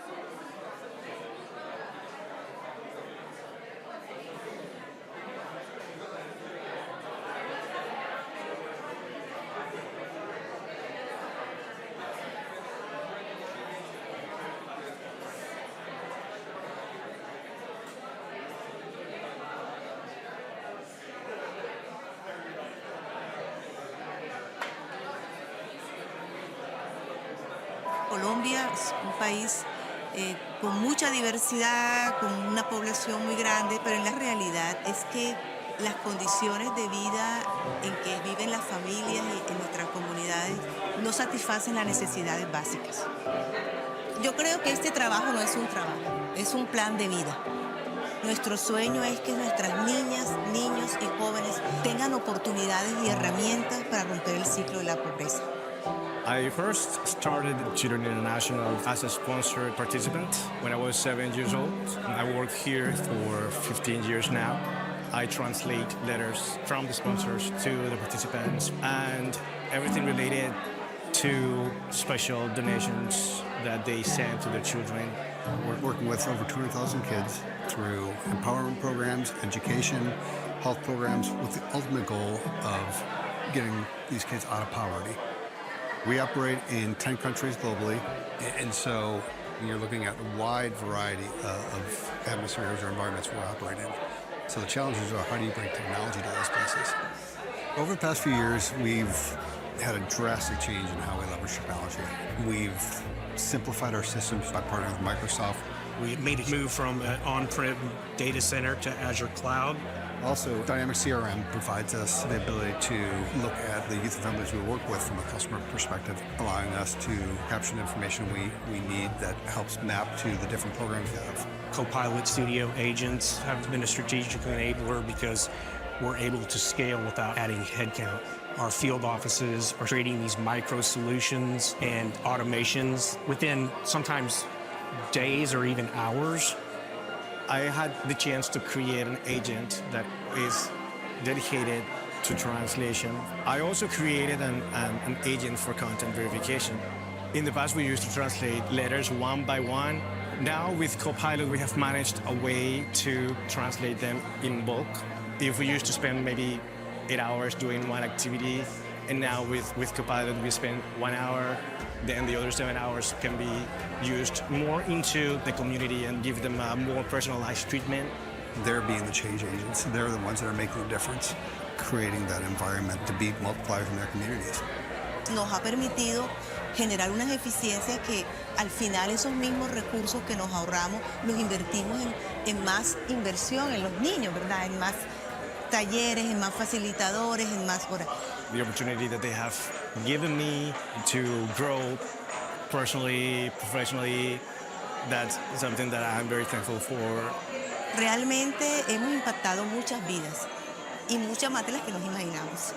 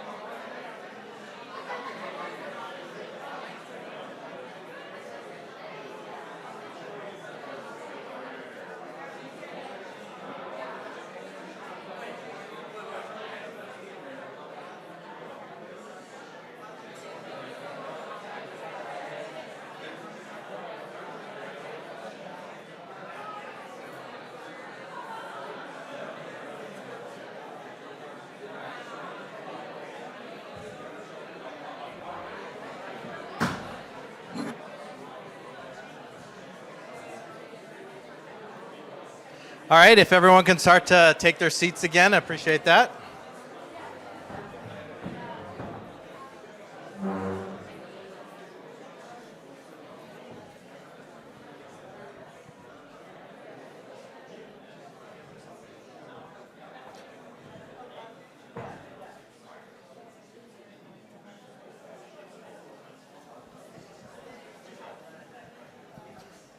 All right, thank you, everyone. All right, so as we move into part two, we're going to shift a little bit from workforce transformation and thinking about our employees to thinking about this conversation around innovation, which is, I think, is what everyone is talking about here today. And I'm going to go ahead and give you my talking points right now so you can just see the points that I'm going to make. First one. Product development and AI. AI is really transforming the way products are being developed and how software is being developed, like radically transformed. And I'll show you in a bit. Because of that, my scaffolding then is therefore innovation economics, what it costs to innovate, the projects that we want to do should no longer be unattainable anymore. And therefore, we need to demand different from both ourselves, reimagining what's possible, then also the processes inside our organization that now need to change to be able to support the speed and the lack of cost that now exists today. So, part one, what has changed? And this is a quick diagram as you're thinking of application software development over the last few years with the start of ChatGPT. Now, I think you guys all know this journey. You guys have all seen this. So I'm not going to go through this part. Instead, I'm going to tell you from the view of my friend Carlos. So prior to coming to Microsoft, I worked at a software development company. And we developed software for organizations across the United States. And I developed a lot of close relationships with software developers, like true software developers, the ones that like developing software is like an artistic profession, right? Like this is what the folks that I was working with and became really good friends with.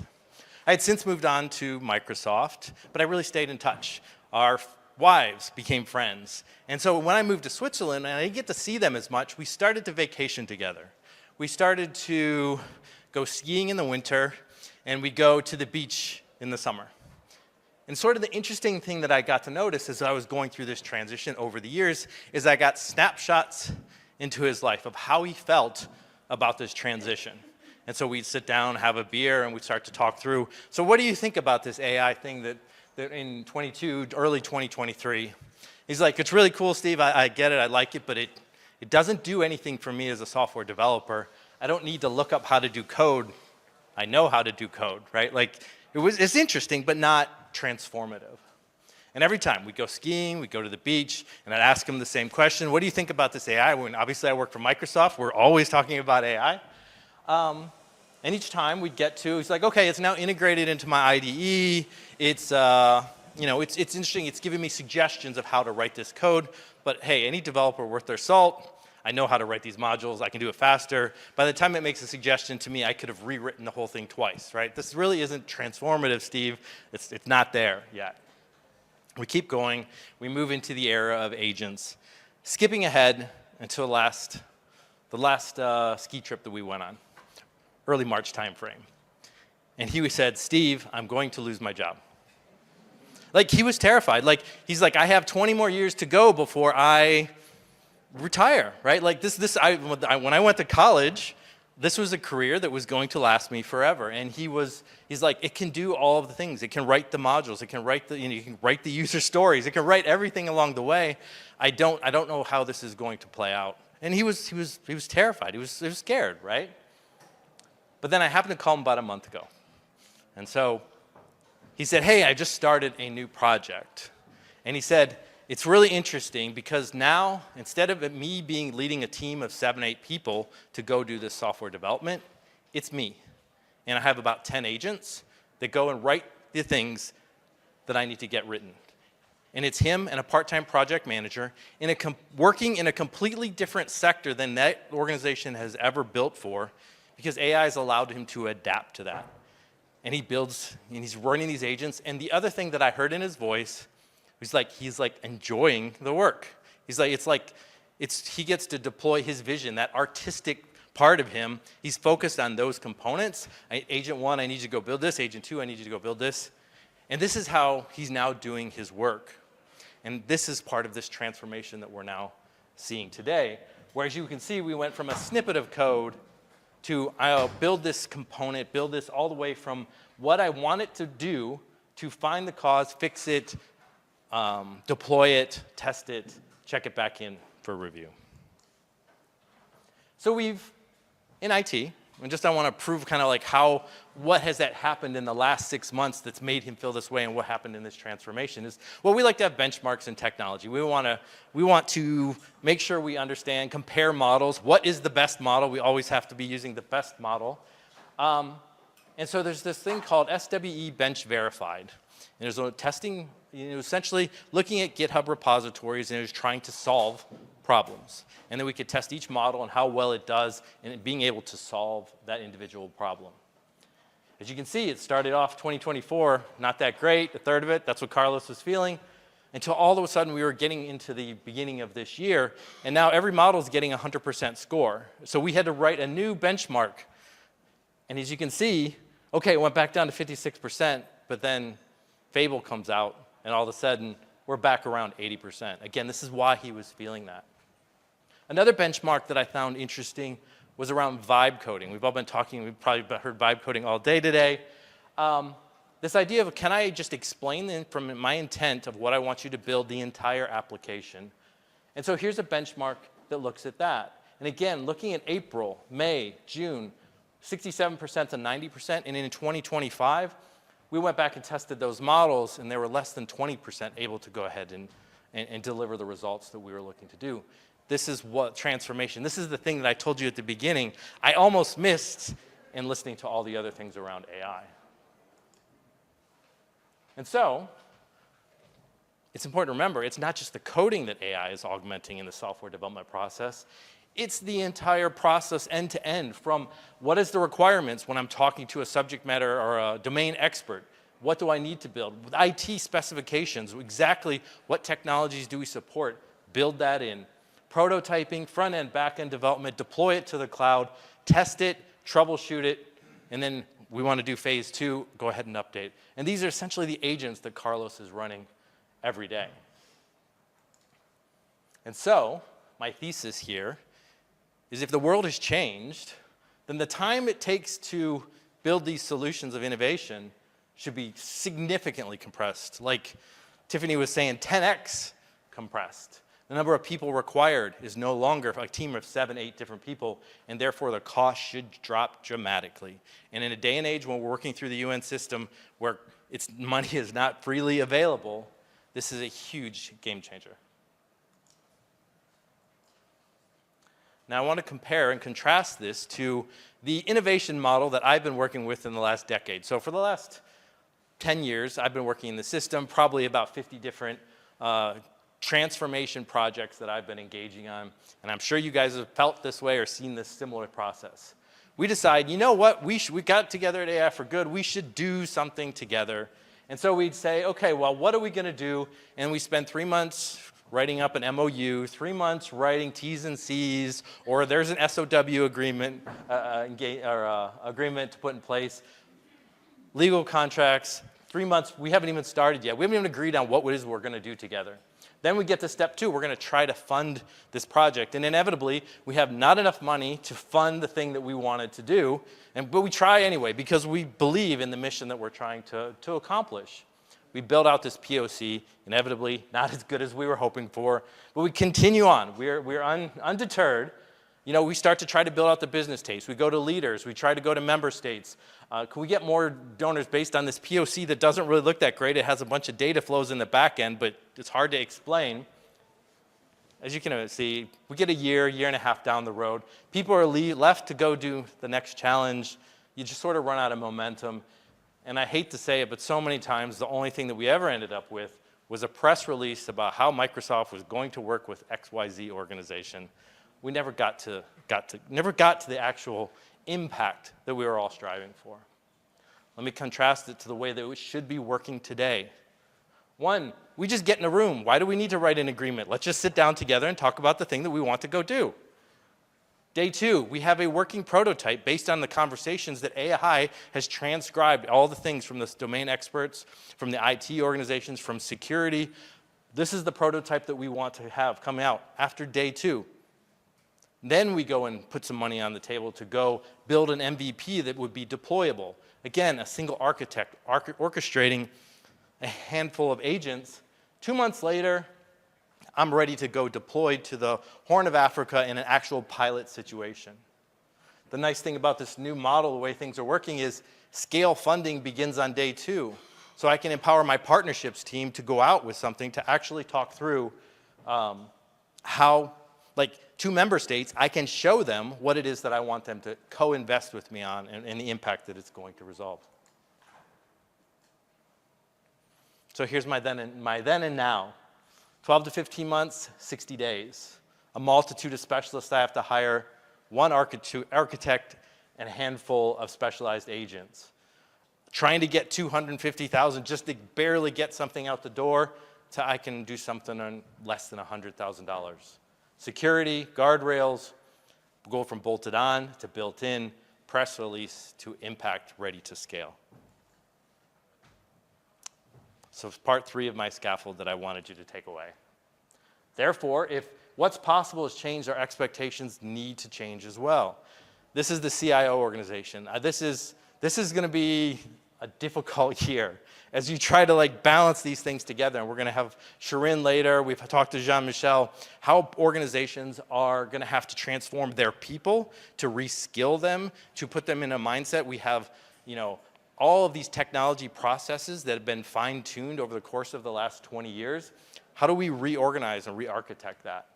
Our procurement and legal affairs organizations, if it takes 60 days to do the whole innovation, how can it take 3 months to sign a contract or 3 months to agree on T's and C's, which means that their organization is going to have to be completely transformed as well. Because, when it was 3 months out of a 1.5 year long project, okay, mentally that sort of makes sense. Okay, I'll deal with it. In the future, how does that even make any logical sense? It's not going to be acceptable. From a finance perspective, we've talked a lot about how this digital labor and these agents are now going to be working. As the finance department, they've taken care of your office space, your salary, your retirement, medical bills. How much of your digital labor has been budgeted in the current budget forecast for your organization? I'm going to guarantee you most CFOs haven't even thought about this at this point in time. And then lastly, HR. Again, how do we reskill the organization to think differently? And so I'll leave you here with the last slide as we start to kick into bring Jivtesh up here to start showing you exactly how to do this. But I want to encourage you to dream big, to take those things off the shelf that we thought that were impossible before and bring them back out. And let's have that conversation. Have that conversation with my team, have that conversation with me, have that conversation with the partners that are engaging around the UN 80. Let's reimagine what it is that we can do today. So I'll just give you a quick rundown of what we're going to do next. We're going to have a fireside chat with practitioners actually doing this work. Jivtesh is going to build you an application while we're sitting here. And then we're going to have a couple of customer stories of how the impact is actually being delivered at scale. So I'm going to ask Jivtesh to come on up.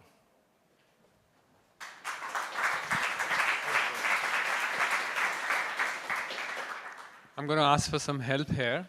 Ciao, Andrea. How are you? Ciao, Jivtesh. Nice hat. Thank you. Hello, everybody. Nice to see some familiar faces. Did you see what I showed earlier? I saw it, but I'm the ATS for the IGO team. Sorry, but I also feel that I have the best job in the world, having worked with many of you. So I'm going to pretend to be the combination of many of you that have spoken with us lately. So I also know that you're going to cook something. So I brought the recipe book from my grandma. Oh, okay. But let me play the role of many of you, Jivtesh. So let me understand.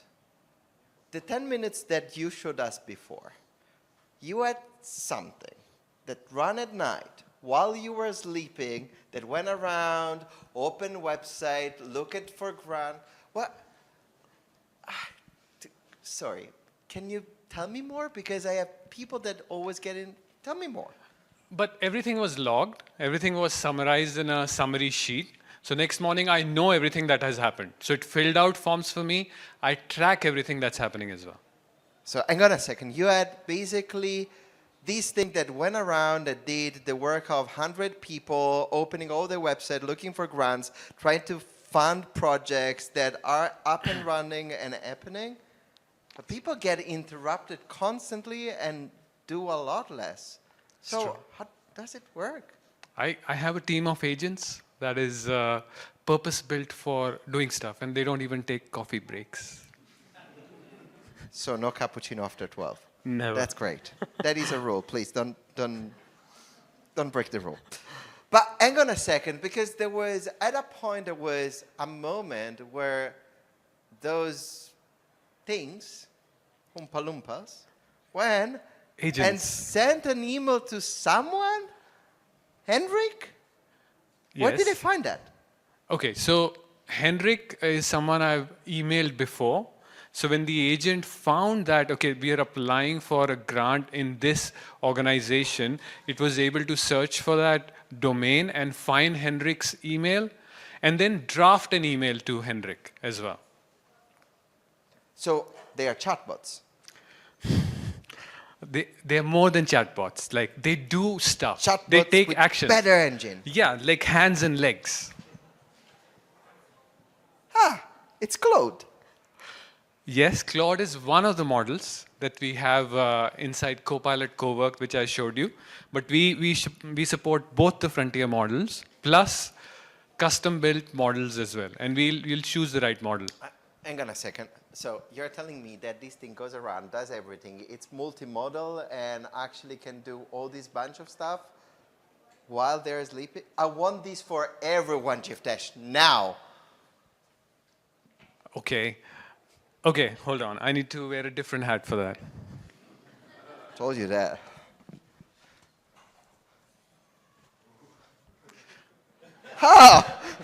See? Brought the recipe book. Are we going to cook something? Thank you, thank you. We borrowed this hat last evening from in here, and they were pretty happy to give one to us. The strangest thing I ever done, walking to someone and asking for a chef at the Riga UN meeting. So we can build this for everyone, but do you mind if we just like transcribe this meeting, because it's been a long day, and I'll show you the future of cooking up an app. Okay. I'll stand closer so that you can read. Okay, so in Facilitator, in Teams, this is one of those things which is coming out soon to everyone. Okay, get started. Okay. What do you want? Okay. Can say everything I want? Like Yeah. a wish list? Yes. I have a long one. Yeah. Pages. Just be close to that. Okay, so Jim, I want for sure a dashboard that shows me all the different data sources that I can tap to actually fund my project that are happening across the world. And at the same time, I want to build tailored concept notes that I can send to member states or to whoever is providing the funds. I also want the emails that I can use with my partnership team to do the outreach to them.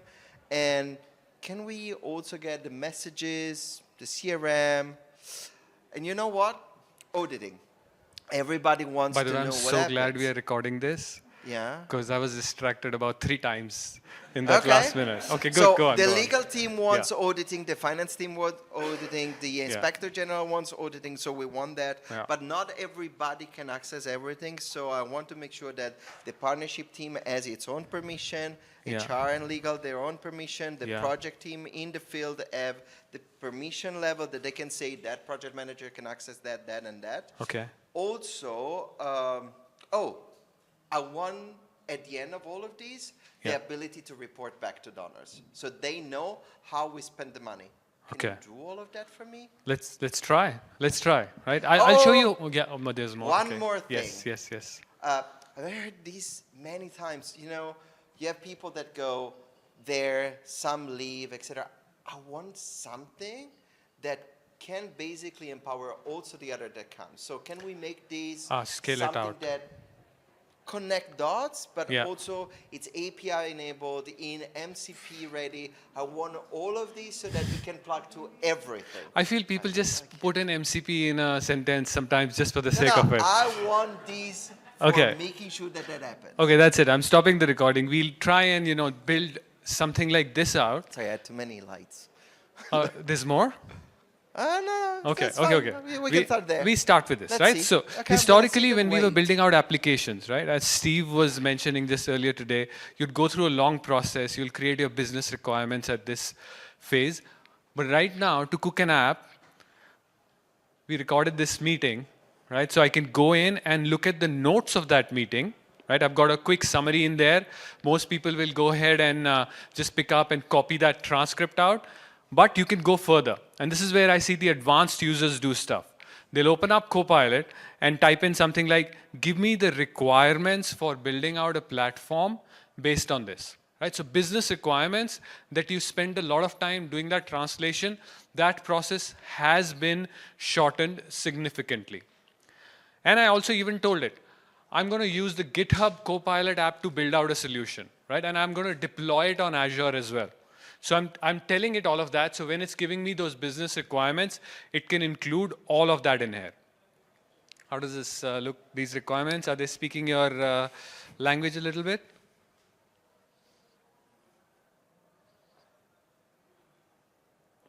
Hi. Wow. What's next? Okay. When can I get it? Yes, so I'm copying this now. I've copied these business requirements that have been generated. And now the main cooking, this is where we do the main cooking.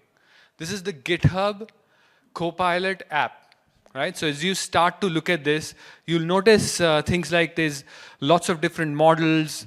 But first, I'll come in and paste over the requirements that I got from the meeting that we just had. I'm going to paste those complete requirements.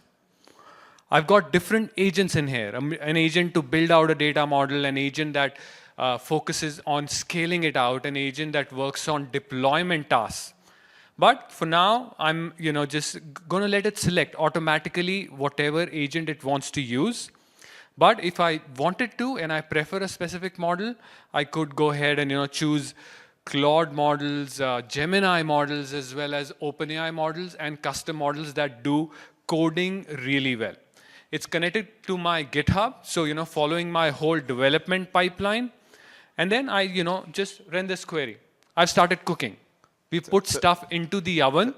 And while I'm doing that, I want to show you a couple more things, Andrea. So over here, you'll see you asked for MCP. I've got the ability to connect to a lot of MCP servers from it's here. not just a buzzword, it exists. Yes, it exists. And then I've got work IQ. And this is important because since we finished our meeting, there could have been other people who were talking about this project as well. So we can go ahead and pull out those requirements and those documents right in here. We can pull in data from Salesforce, from ServiceNow, from any other database solution or REST API. You have a question? I have a question. Yeah. Are you basically letting these connecting to the word unsupervised? What's It's Tell now me right in front of you. So IT, right? Our IT team has set up guardrails underneath this. So how we do our Azure DevOps, it's telling me that we have infrastructure as code, promotion, gates, cycle that we can follow. So it's going to go ahead and start to kickstart that whole process. So it's like when you are doing something and you have a baby monitor that can control things? Yes, yes. This is my baby monitor. Exactly. And I'm looking at when the baby is asking me a question, I'm going in and taking the right action. I want cookies at the end. What was that? I want the cookies at the end. Oh yes, we'll get cookies. Yeah. So meanwhile, first baby monitor is giving me a few more questions in here. It's like, okay, what platform do I want to use? It's suggesting 3 supported platforms in my organization, frameworks that we manage out. And it's also recommending one for speed because you want to deploy something out really quickly, right? So I'm going to select that option. And then I've also put in there that I want to deploy this on Azure. And this is magical. 1 year ago, maybe whenever you saw wipe-coded demos, you saw them running on their local machine. But something that's deployed with your guardrails in place with your Azure environment, this has just started to work in the last 6 months. right? So in this case, it's going ahead and a few more questions around what it's going to do, and then a whole plan. And this is my technical implementation plan that I'm carrying out. Now I'm an architect and an engineer, so I've approved this plan, but this is the part where we can bring in the whole Azure DevOps pipeline or your GitHub actions, wherein you can pull in people who will go ahead and approve things for you. Okay, so I'm excited. I just want to see. We put it. Disclaimer: I didn't see all of this, so he wanted my reaction live too. You are going to get it live. Wow! But first, there's going to be an amazing panel. You guys are going to be really excited about this, and you'll hear a lot. Steve, you're going to introduce them. All right, I'd like to go ahead and invite the panel to come on up. We have Tom Kay from Generation Unlimited from UNICEF. Shirin from CIO of IMF, Talea from the UN USG, and Tiffany Tracy from Microsoft. So come on up and join me up here on the stage.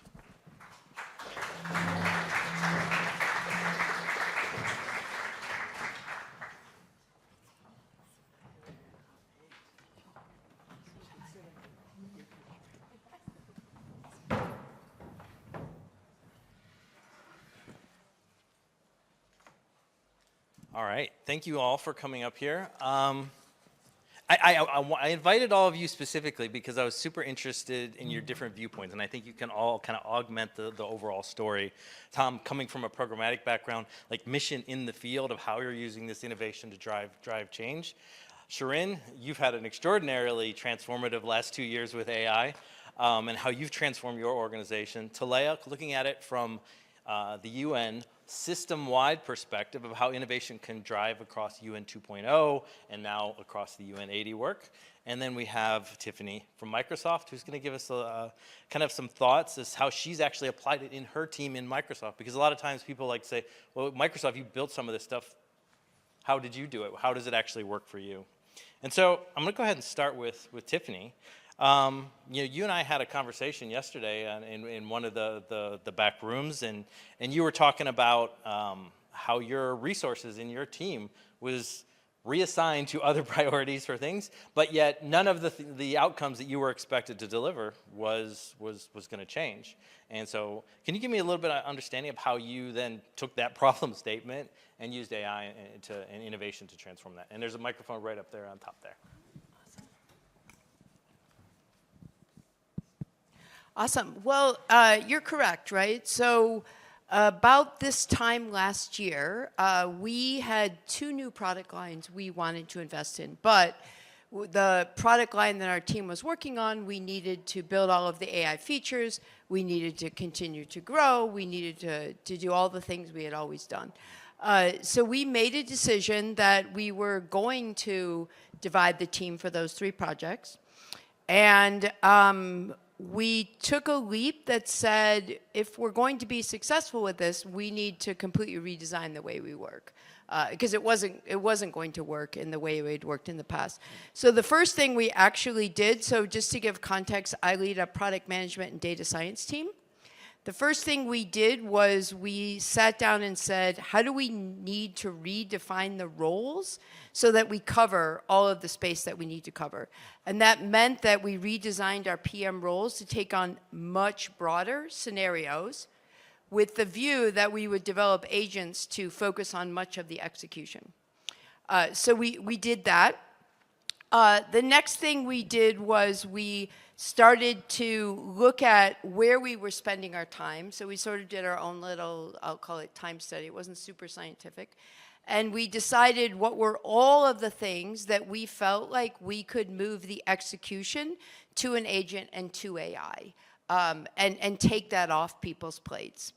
The next thing we did was we had to make this mindset shift because we're product managers. Most of my team is pretty technical, but we aren't necessarily pro developers. We had to make this mindset shift that we were no longer tool users, we were tool builders. And that meant that we were going to build for ourselves what we needed to allow AI to do the execution. And so, many of the things that I talked about earlier in leadership demonstrating, building that learning system so we could move things across, we took underway to start developing. We now have an intelligent power app that is our waypoint for all of the work that we do. Embedded in that is 2 Uber, I'll call them umbrella agents. Each one has 20 to 30 agents underneath it. We did that for discoverability. One is very focused on data analysis. The other is focused on all of our PM tasks. So everybody knows you go to the app, you have access to everything that we've built. It's discoverable, it's usable. Anybody can build. We have regular sharing sessions and hackathons. And then the other piece we had to do was we had to shift from this idea of usage to, hey, is the agent really changing the way we work? And if not, then the activity is interesting, but it's not super impactful, right? I would never say that our journey is done. We have, like, the further we get in it, the more ideas people have. And we're starting to see that, hey, you can create an idea and others just start to lean in and build with you and help you move it forward. And so it's been quite transformational. We delivered a ton of new features this year. We delivered growth and we delivered increased customer satisfaction. And so it really has changed how we work. Oh, that's awesome. Let me pivot over to Shirin and kind of ask the question. You and I have been working together for a really long time now. I've watched you go from, I remember sitting in some of the first AI conversations that you guys were starting to have. I think you've told me you've been on at least your second AI strategy. And I've watched you guys just transform tremendously. And so can you tell me a little about that transformation journey over the past several years and how you moved your institution forward to think about this and to actually execute on it? Well, thank you, Steve. You know, our generative AI journey, I would just say, started with curiosity. So when ChatGPT came up with, you know, in November 2022, you could see a whole entire movement across the fund. We had 2,000 users that, you know, within 3 months that were experimenting on the use of that technology. And, you know, being a CIO for more than 20 years, I can tell you that, this is actually something very, very different. It's not like what it was in the past. At the fund, we've used traditional AI for more than a decade, you know, whether it's, NLP, you know, machine learning, automation, stuff like that. But this is very, very different. The difference is with generative AI is the democratization of innovation. Everyone now had it at the palm of their hands in terms of what they could do with it, you know, from all walks of life, whether they were economists, you know, HR folks versus, you know, the administrative folks, and they could do something with it, and that was exciting. And I say it's exciting, but it's also extraordinary. Because I'm going to call that period, and I'm going to call the last 2 years of this journey, the peanut butter phase. It is a peanut butter phase because everybody wanted to do something. They want to spread AI on everything. All right, so hey, there were more ideas than we could count. I kind of like closed the door and said, like, please don't give us any more ideas. But underneath that, we could really understand that the organization was ready to innovate. And so what we did, instead of just looking at bite-sized use cases, we decided to build foundation. What do we mean by foundation? 6 areas. 1, community of practice. We realized that the organization may not actually understand what AI means, especially generative AI. The community of practice, which we actually held, you know, consistently over the last, 3 years, has been, and they meet monthly, every month, right? Was just sharing of experiences, sharing of practices, and just understanding what this means. And I can tell you the interest is cross-cutting in the organization. Representatives from every single department are there, including our ethics office. They were very, very front and center in terms of understanding what does that mean in terms of their role in the fund. Second was governance, ensuring that we had all of the governance in place, whether the guardrails, the responsible AI, the playbooks, and then at the same time, making sure that we have a robust technology stack. What do you mean by a robust technology stack? I'll give you an example. You talked about vibe coding earlier. when vibe coding came in, right, we actually established a Tiger team. And the Tiger team looked at, okay, what are the different harnesses and skills we need to build? And lo and behold, in 3 months or less than that, we actually had 25 skills that were built. And then at the same time, what we did was invest in training and upskilling. This is really core and key to the fund's, I would say, secret recipe. We had a 3-prong approach: mindset, skill set, and tool set. Mindset, we partnered with HR and basically said that, okay, we need to change the culture of the organization, and how do we go about doing that? Tool set is understanding what are the various tools we have and how do we take advantage of that. And then, the skill set is actually, hardcore. We have 60% of our organization being economists. They know how to do programming, and so learning how to actually use this, and they are, what I would call our forward engineers. They are the ones. On top of that, we changed our operating model. We needed to see that, hey, we're no longer fit for purpose. And so now we've created an AI division, we've created an adoption unit to make sure that we're also fit for purpose. And then ensuring that at the end of the day, we have all the responsible AI principles in place. Looking back, I think, and I'm going to call this our first journey, I think this was the right journey. Because, when you have a strong foundation, you build trust. And when you build trust, you build confidence. And when you build confidence, you can actually take it to the next level. And we're now into our second journey. In our second journey, we're moving experimentation to institutional scale. And here, we're building our second strategy. We are partnering with HR and culture, teaching our HR manager, teaching all the managers. We have a dedicated program for our managers across the fund in terms of how do you actually embrace AI, how do you make sure that your staff can run with AI, making sure that we have data governance, data quality in place, putting all the security by design up front, and then making sure that we reshape our operating model. We're now putting in place the hub and spoke model, and then working on our ambition. And here in our ambition, we're talking about moving to what we call signature moves, and we can talk about it later on. So it's a pivotal moment, and we talked about it, Steve.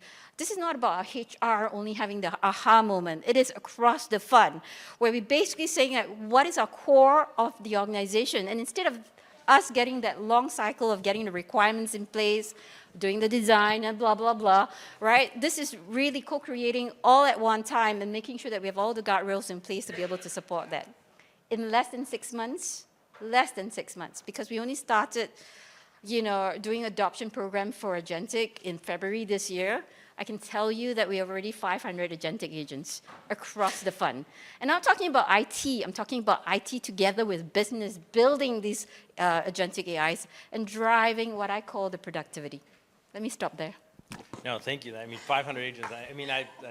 From the initial conversations we had to all the way there in only 2 short years is really amazing.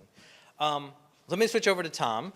So Microsoft and UNICEF have been working a long time. I think my notes say 2018. I was actually in the room, believe it or not, Justin, myself, Ami, and some others as we were kicking this off, thinking about the ideas of Learning Passport.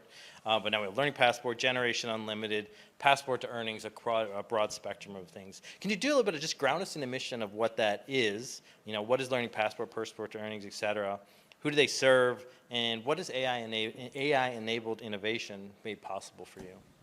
Yeah, great. Thanks, Steve, and thank you so much for both having us here today. It's been a fascinating session so far. I hope I can contribute as much as your other speakers. It's been really interesting to hear all of the stories. But thank you for the 10 years-ish of partnership. It's been amazing, and I think seeing your slide before about the movement from idea through to actual deployment, thank you for dragging the UN through that process. We don't always move so fast. So.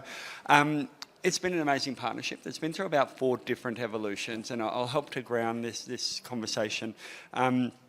We started out talking about the Learning Passport, and the Learning Passport addresses a really key need of UNICEF and the young people of the world. So as opposed to what Shirin said before about her journey starting in curiosity, ours was really grounded in a very specific need. We have young people all over the world whose education has been disrupted, whether it be by natural circumstances like natural disasters, whether it's war, whether it's conflict, whether it's forced migration.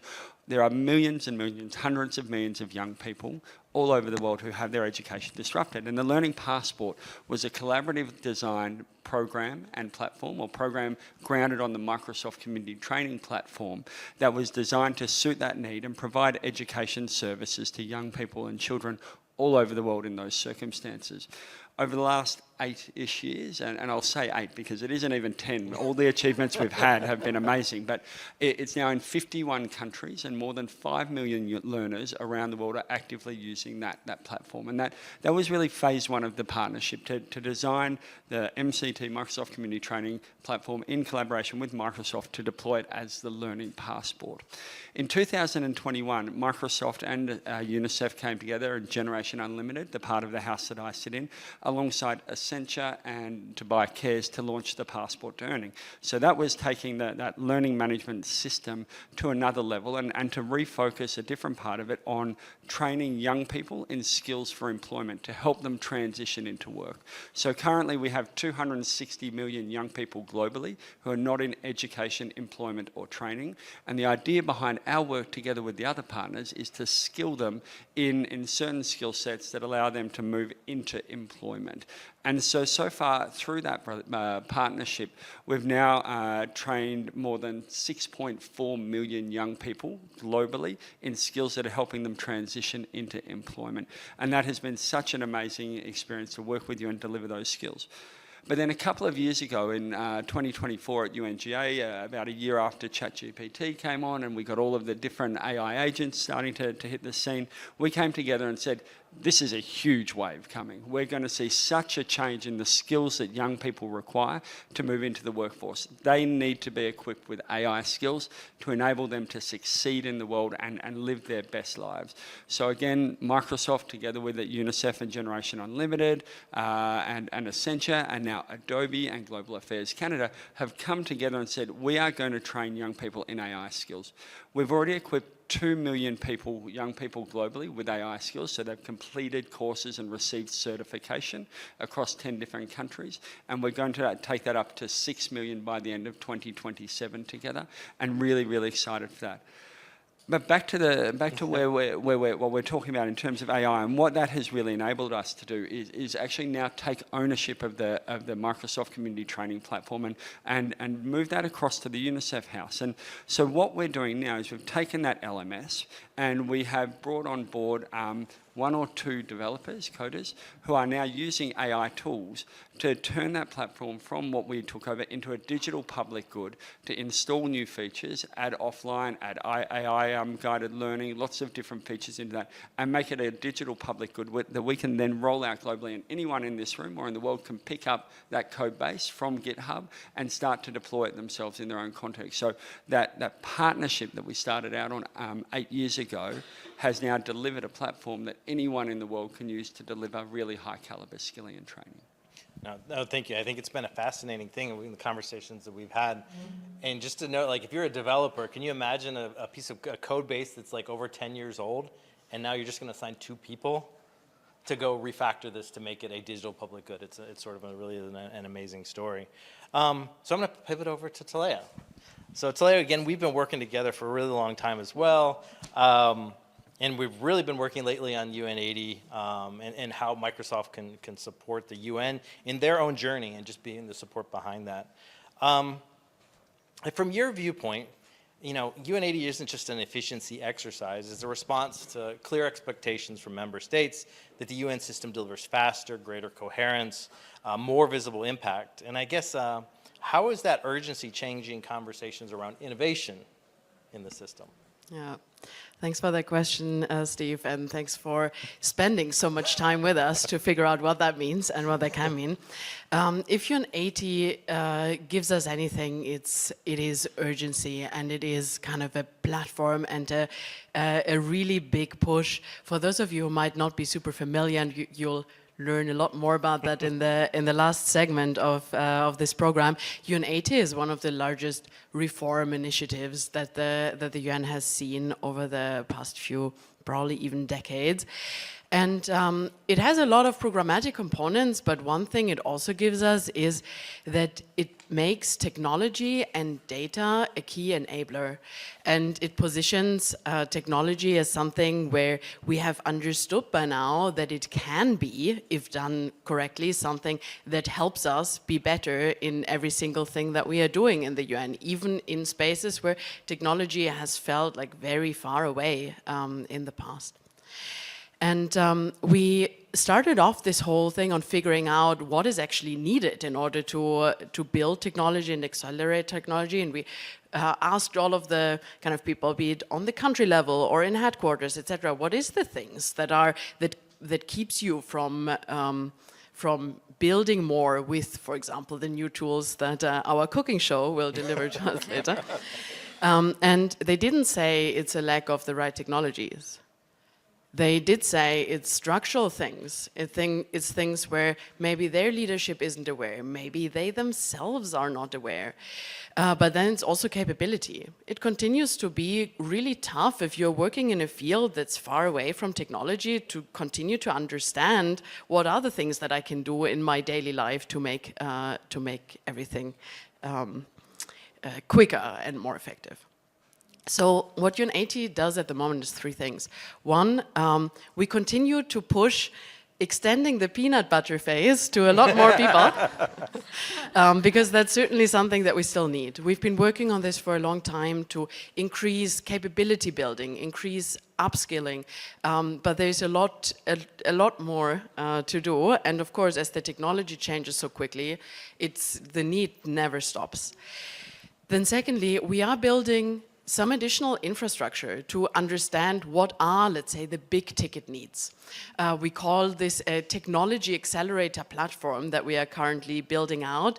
Still a little bit TBD on how exactly that's going to look like, but we do know that there's really big ticket items, especially when we think about the UN system and not each entity by itself. And then thirdly, something that we are doing a lot right now is showing member states and our leadership that technology isn't necessarily a nice to have anymore. It's really the thing that we do need in order to stay effective and stay relevant. Perfect.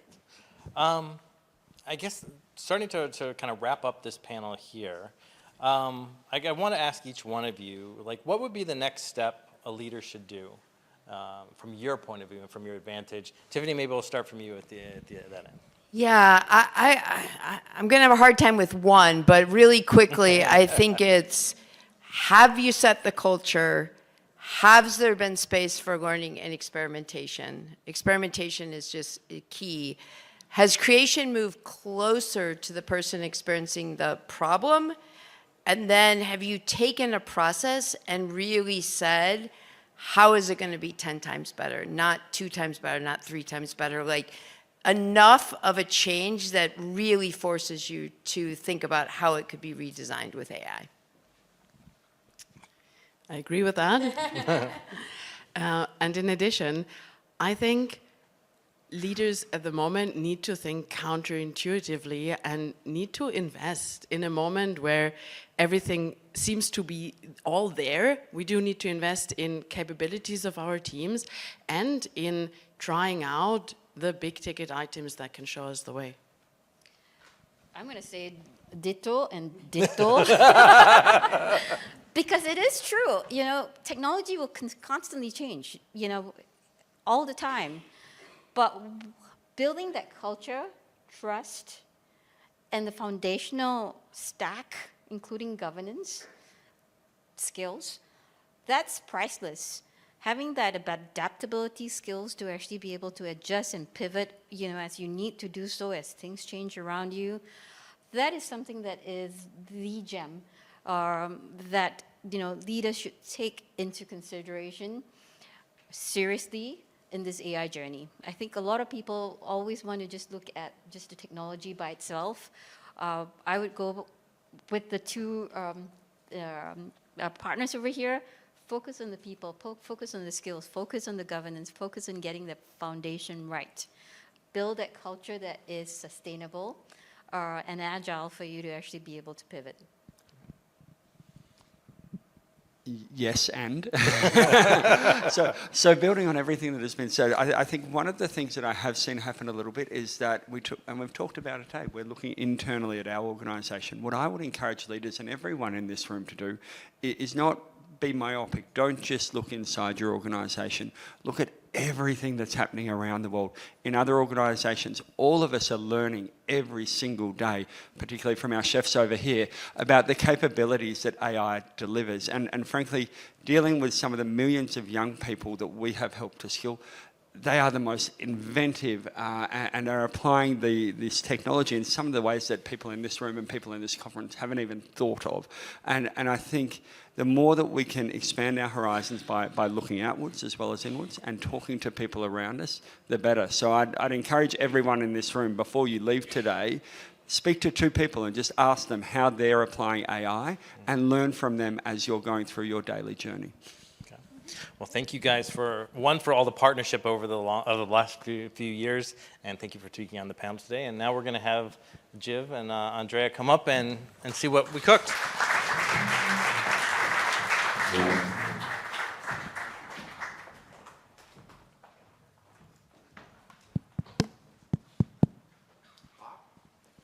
That was an incredible panel. I've lost my session because there were so many thoughts in my head, especially lots of peanut butter as well.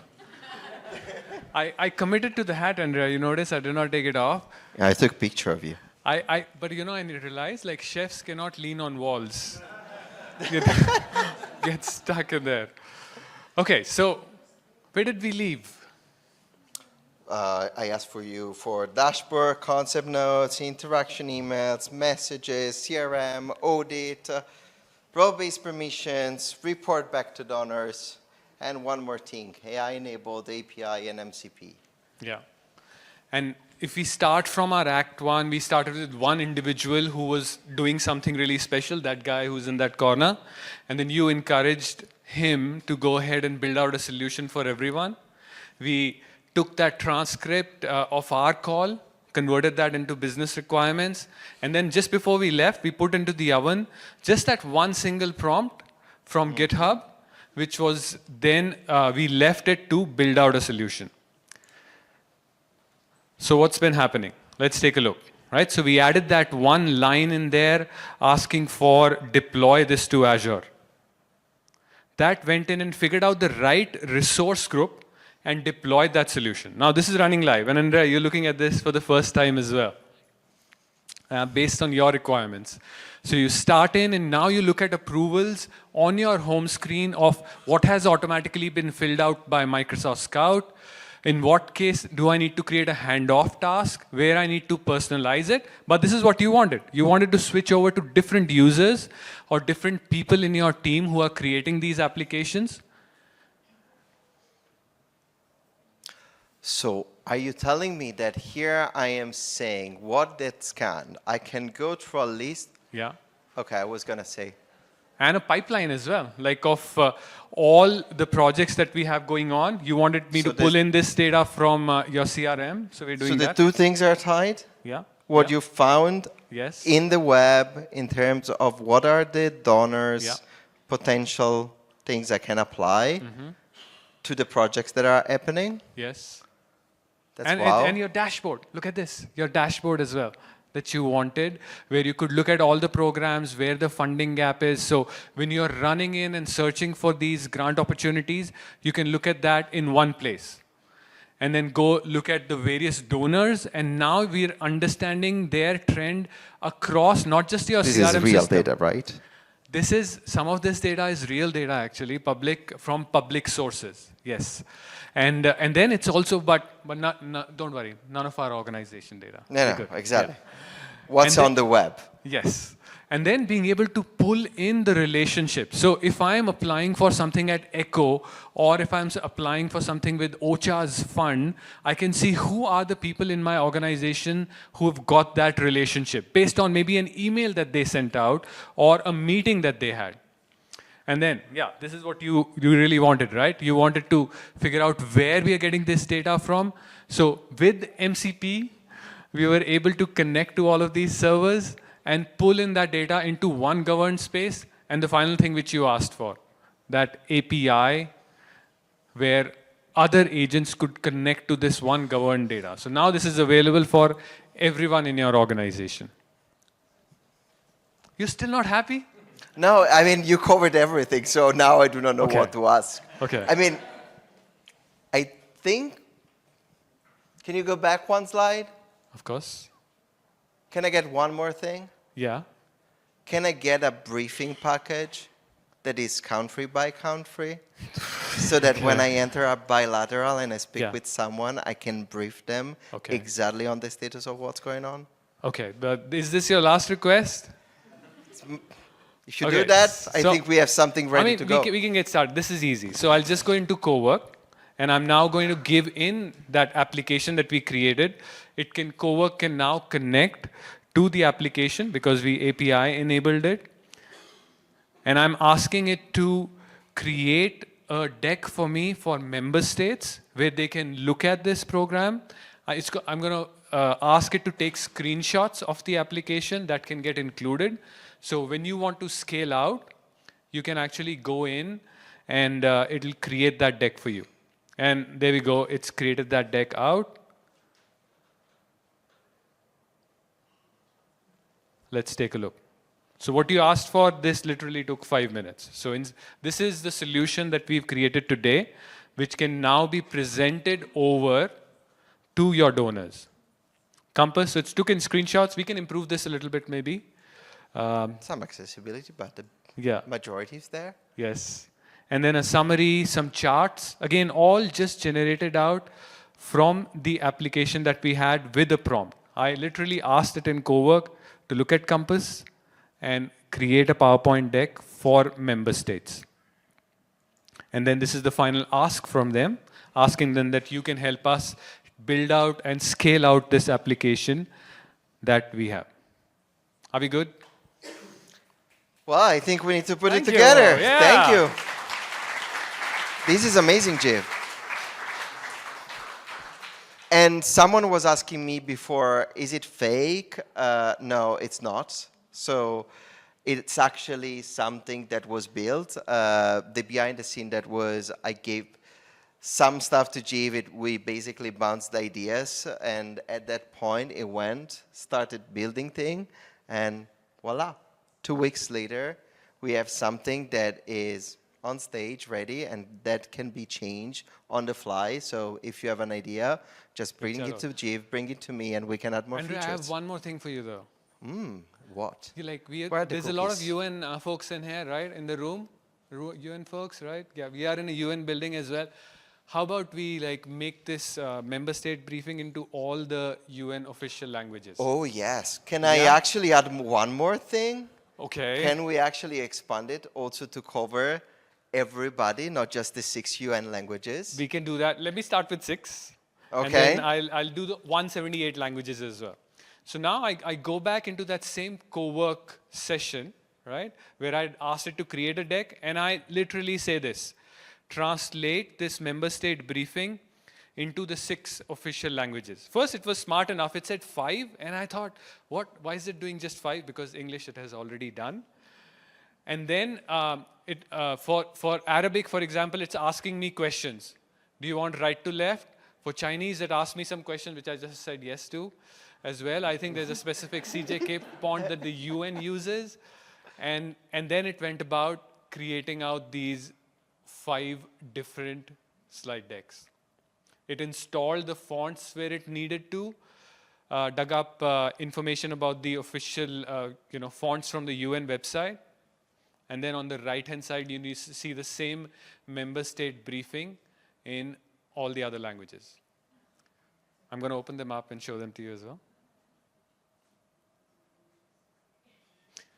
And yeah, for those of you who speak these languages, especially Chinese and Arabic, give us feedback, because this is a big area of improvement as well around translations.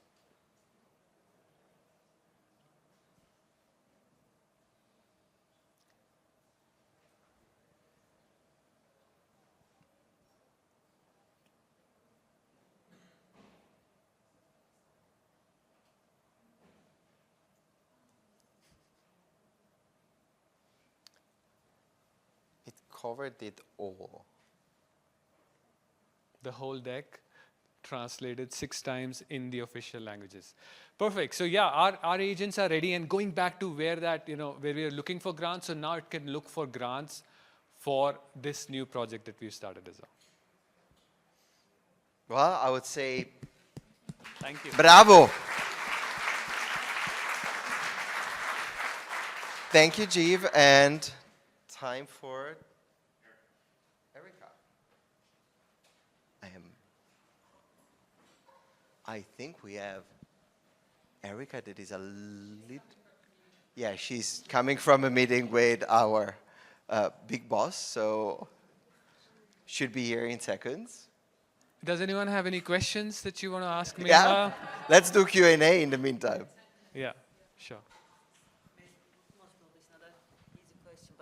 When you're using Cowork, you need to pay for tokens, is it correct? So do you have an idea how much, for example, would it cost to run all of this that you... So a tool like Cowork, which does a long-running task based on the goal. So we've published out cost estimators in there. So in any session that you have, you can do like a hashtag cost and like figure out the tokens that it is consuming. In general, it could be anywhere from $1 to $7, right? Depending upon how complicated your task is.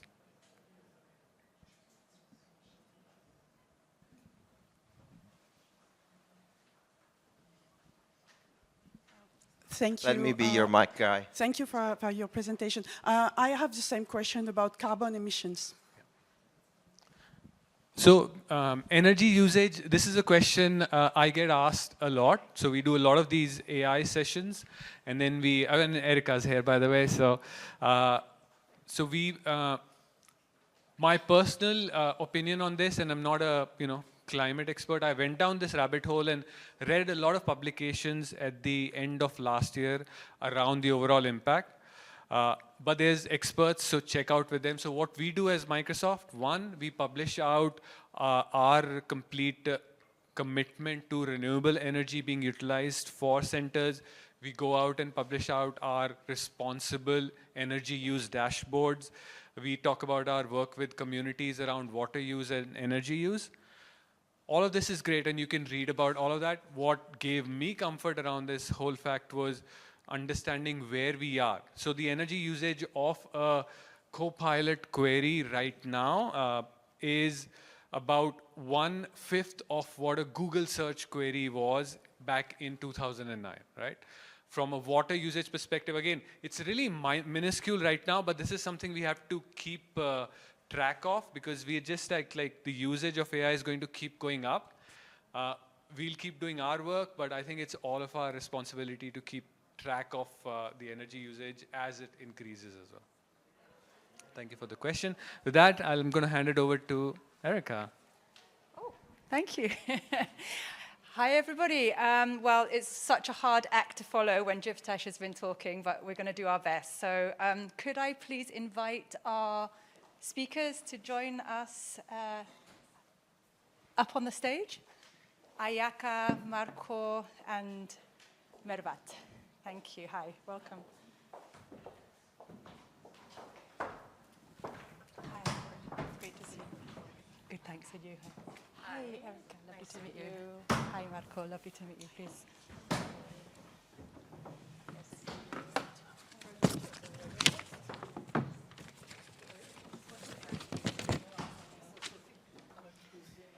So it's a great pleasure to introduce... Hi. I sit here. Shall I? Yeah, okay. Yeah. I'll do as I'm told. So, by Britt. So it's a great pleasure to introduce an incredible panel today, and I'm particularly excited to hear from them because this is a project I've had the incredible honor to have some oversight of and see it really from the beginning. So I'm quite excited about everybody hearing about it today. So let me introduce the speakers, and then we'll hear from them. So Ayaka Suzuki, welcome. Ayaka is the Director of Strategic Planning and Monitoring Unit in the Executive Office of the Secretary General. We have Mervat, Shelbaya, I want to make sure I say everybody's name right, who is the chief of the partnerships branch in UN OCHA. And then we have Marco Meneo, welcome, who is shareholder and CEO of Project Software. So let me begin. Maybe I'm going to come over here and sit a little bit closer. What I would like to and start off with, maybe with you, Ayaka, if I may. Just to start. So we've spent the afternoon, as I think everybody has been here, you've had a lot of coffees. The machine is covered up, which is good because it was very noisy. You've been already hearing a lot about organizational readiness, AI-enabled innovation, and the urgency of UN 80. So this session makes these themes concrete through a real OCHA reporting challenge and a targeted AI solution that was built with Project Software. Ayaka, can I start with you, because this example sits directly in the conversation about how the UN system moves faster with greater coherence and visible impact. So could I ask you to tell us a little bit about UN 80, first of all. It's ultimately about helping the UN system deliver greater impact in a rapidly changing world. Could you share with us a little bit about the vision behind UN 80 and why transforming the way the system works is so critical at this moment in time? Hello, everybody. Great to be here. Thanks for the invitation. So look, I mean, there's no secret that we are going through a rather turbulent time. It's a time of transition in so many respects. Geopolitical tensions are rising. Multilateralism, you could say, is on a back footing. Consensus is harder and harder to find.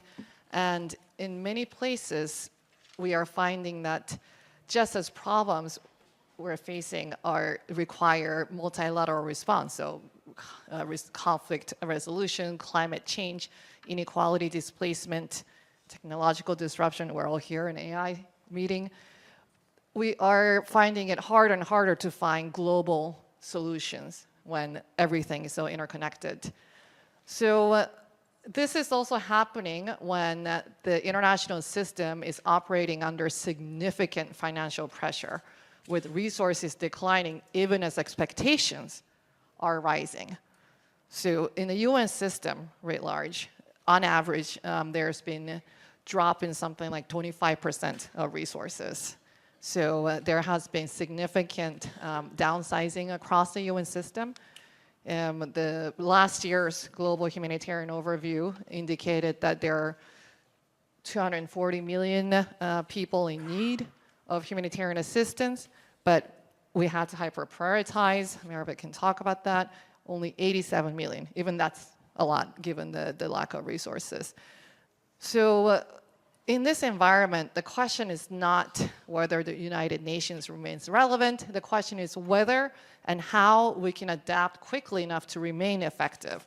So that is the context for UN 80. UN 80 is not a budget exercise, and it is not fundamentally a technology initiative either. It is a system-wide effort to ensure that the United Nations can deliver greater impact in a rapidly changing world.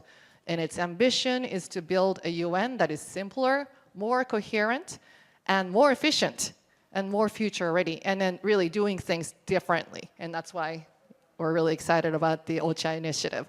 So the insight behind UN 80 is straightforward. So over decades, UN system has accumulated quite a bit of capabilities, expertise, and reach, but we have also accumulated quite a degree of complexity. The system has grown mandate by mandate, entity by entity, reform by reform, creating fragmentation, duplication, and frankly, barriers that can slow delivery. So we are seeking to bring mandates, institutions, resources, and delivery mechanism into better alignment so that the system can act more coherently and translate decisions into results more effectively. And that's what connects directly to today's discussion here in this panel. I think AI offers enormous opportunities. It can accelerate analysis, strengthen foresight, improve coordination, and help organizations learn and adapt faster. But technology alone does not solve institutional challenges. If systems are fragmented, technology can simply accelerate fragmentation as well. But if systems are coherent, technology can amplify impact. And that's what we really want to focus on today, is about impact. So let me just, in a nutshell, UN 80 is about building a United Nations that is more coherent, more agile, and more innovative so that it can deliver greater impact at a time when the world needs effective multilateralism more than ever. So I'm really excited that my colleague can speak an example of how we're trying to do that. Thank you.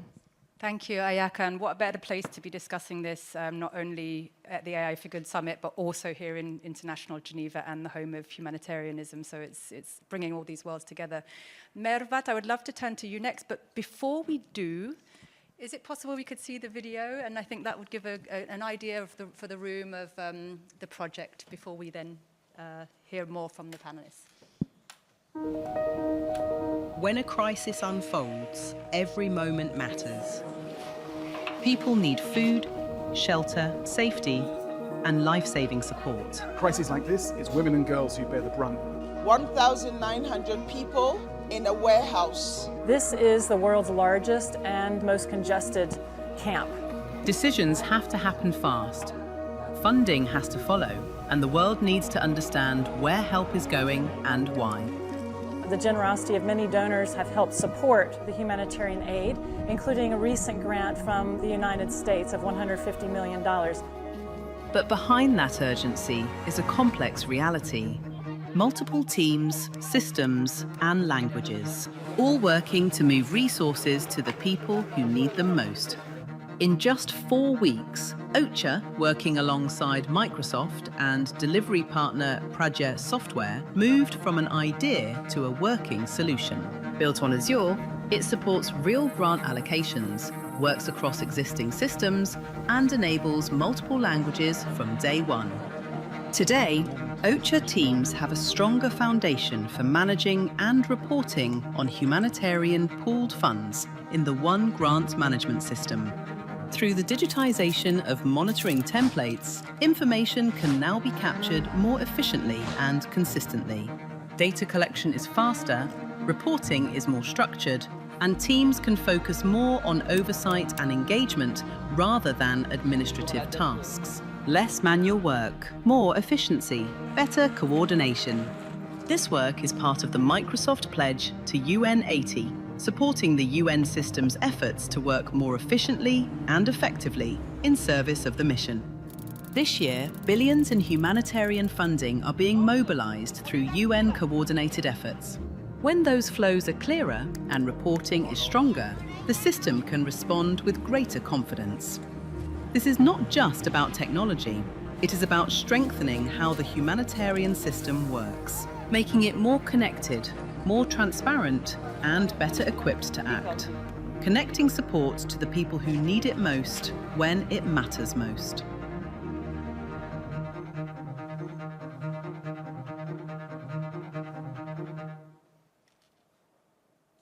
Thank you.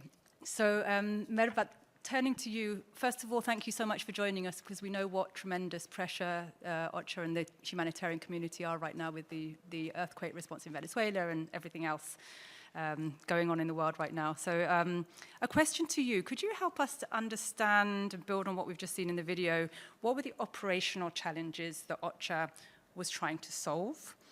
And what did the reporting burden look like before? I heard a lot about Excel templates and one GMS screens, validation steps, re-entry of data. There was these challenges that we heard about early on. Why was improving that process so important for humanitarian delivery, but also donor confidence? Brilliant. Many thanks, Erica, and really, really a pleasure to be here. And of course, join Ayaki and of course our colleague from Project on this panel. And a big thanks to Microsoft and of course Project Software and all the colleagues that worked to make this collaboration possible. And I'll confess, I've been super intrigued, super excited watching the the demos that were presented earlier, and all of the fantastic work that Microsoft is doing, and I feel honestly quite jealous, because I feel this is tremendous work and an amazing collaboration that we've started, but tremendous opportunities to do a lot more. So I can already see potential for further collaboration. So in terms of the operational challenges, it's important again to talk about a few humanitarian realities. So we are, of course, in an environment where every day, as humanitarian organizations and as humanitarian workers, we are entrusted with tremendous amounts of money, tremendous resources from donors to save lives and reduce suffering across the globe, and in some of the most complex and some of the most difficult operating environment. So whether it's in conflict situations, displacement, responding to disasters such as, again, the response in Venezuela, we have to ensure that in addition to saving lives and reducing suffering, so the operational part, we are required, and rightly so, by donors who are entrusting us again with a lot of and significant amounts of resources to ensure that we can demonstrate that the funds are going to where it needs to go, and that it is having the desired impact in terms of, again, ensuring that the funds go to the people who need it the most. Now, the challenge that also we face is that humanitarian workers are working under tremendous pressure, tremendous burden of responsibilities on the ground, as I mentioned, operating in some of the most difficult operational environments across, the globe, and time is of the essence. Time is absolutely critical.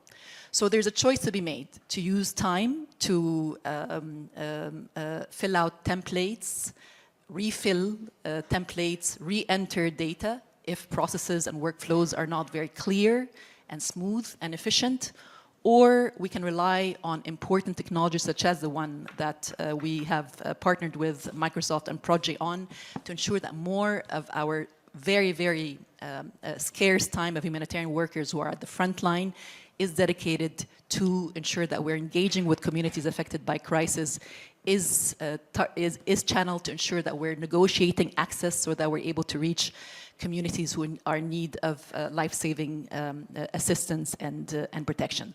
And that's precisely what this collaboration was about. We decided to focus on the one GMS system, which again, you saw this fantastic video, and big thanks to Microsoft for producing this really great video. And the one GMS system, which is an OCHA system, it is ultimately the central grant management and accountability platform that we have for the pooled funds that OCHA manages. And just to put things in context, the pooled funds, these include the Central Emergency Response Funds, as well as many country-based pool funds in many of the operations that we're responding in, including Gaza, including Venezuela, including Sudan, including many other, again, contexts and crisis contexts. And as a rough estimate for these pooled funds, we're talking about right now around $5 billion that goes through OCHA-managed pool funds. $5 billion is a significant amount of money for the humanitarian sector.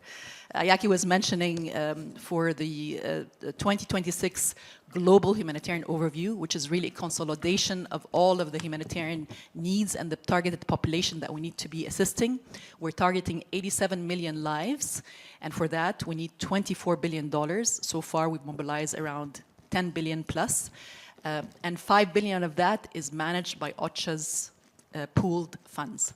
Hence, this one GMS system is absolutely critical that it functions efficiently, smoothly, ensures that we have the ability to report and provide real-time and quick reporting to donors to ensure that they have the confidence that the funds indeed are used the way they need to be used and having the impact that it needs, that we're all striving for, to have the confidence to ensure that more funding is channeled through the UN and through the pooled funds. So, and in terms of, again, challenges that the humanitarian, again, our colleagues have been facing, and just to give you an example of one of the workflows, prior to launching this digital monitoring tool, we had colleagues on the ground that would extract information from the one GMS system, And then they would go out and visit different projects in remote areas in different parts of a country X. They would engage with implementing partners to gather information. They would document their observations. They would put this information in templates, and then they would validate it and put it back again on one GMS. So a lot of manual entry of information and re-entry of data and information. So inefficient, time-consuming, and again, allows a lot of room for error. Not to mention, again, the speed by which our ability to provide this reporting to donors is compromised. So with the system, it's become a lot easier and faster. So now through this digital monitoring tool, colleagues on the ground download pre-populated templates, monitoring templates, and they go out and they do their monitoring steps when they're visiting projects and interviewing, implementing partners and affected populations. And then automatically, once they have, of course, the internet connection, it automatically uploads into one GMS, reducing, again, layers and layers and layers of administrative work and bureaucracy. So again, super, super excited about this tool and really, really happy with the results that we're already seeing. Thank you, Mervat. And for those of you who haven't seen it already, the 87 Million Lives campaign, encourage you to take a look at it and really note this weighing up that you've had to do in terms of being out there saving lives, but also at the same time needing to address some of these systems. Marco, last but not least, I'd like to turn to you. For those of us who are not techies in the room, can you explain to us what, how did this, how was the project software built? Can you explain it to us? How do the two AI service agents work? And can you also tell us how you were able to move in a matter of weeks and rather than months or years? Because this, I think, was something quite remarkable about the project. Thank you very much. First of all, let me say that we experienced a profitable partnership with several UN agencies within the last 30 years. And in 30 years, we really have the possibility to understand the environment of these agents, the governance structures, and the importance of accountability. So, since the beginning of the project, thanks to this experience, we have a really fast onboarding of the project, understanding in a really short terms the scope and the objective of the project, and also having the possibility to operate in the ocean environment in a really short terms, respecting security and governance rules, of course. Then, as you anticipated, we realized that these two agents.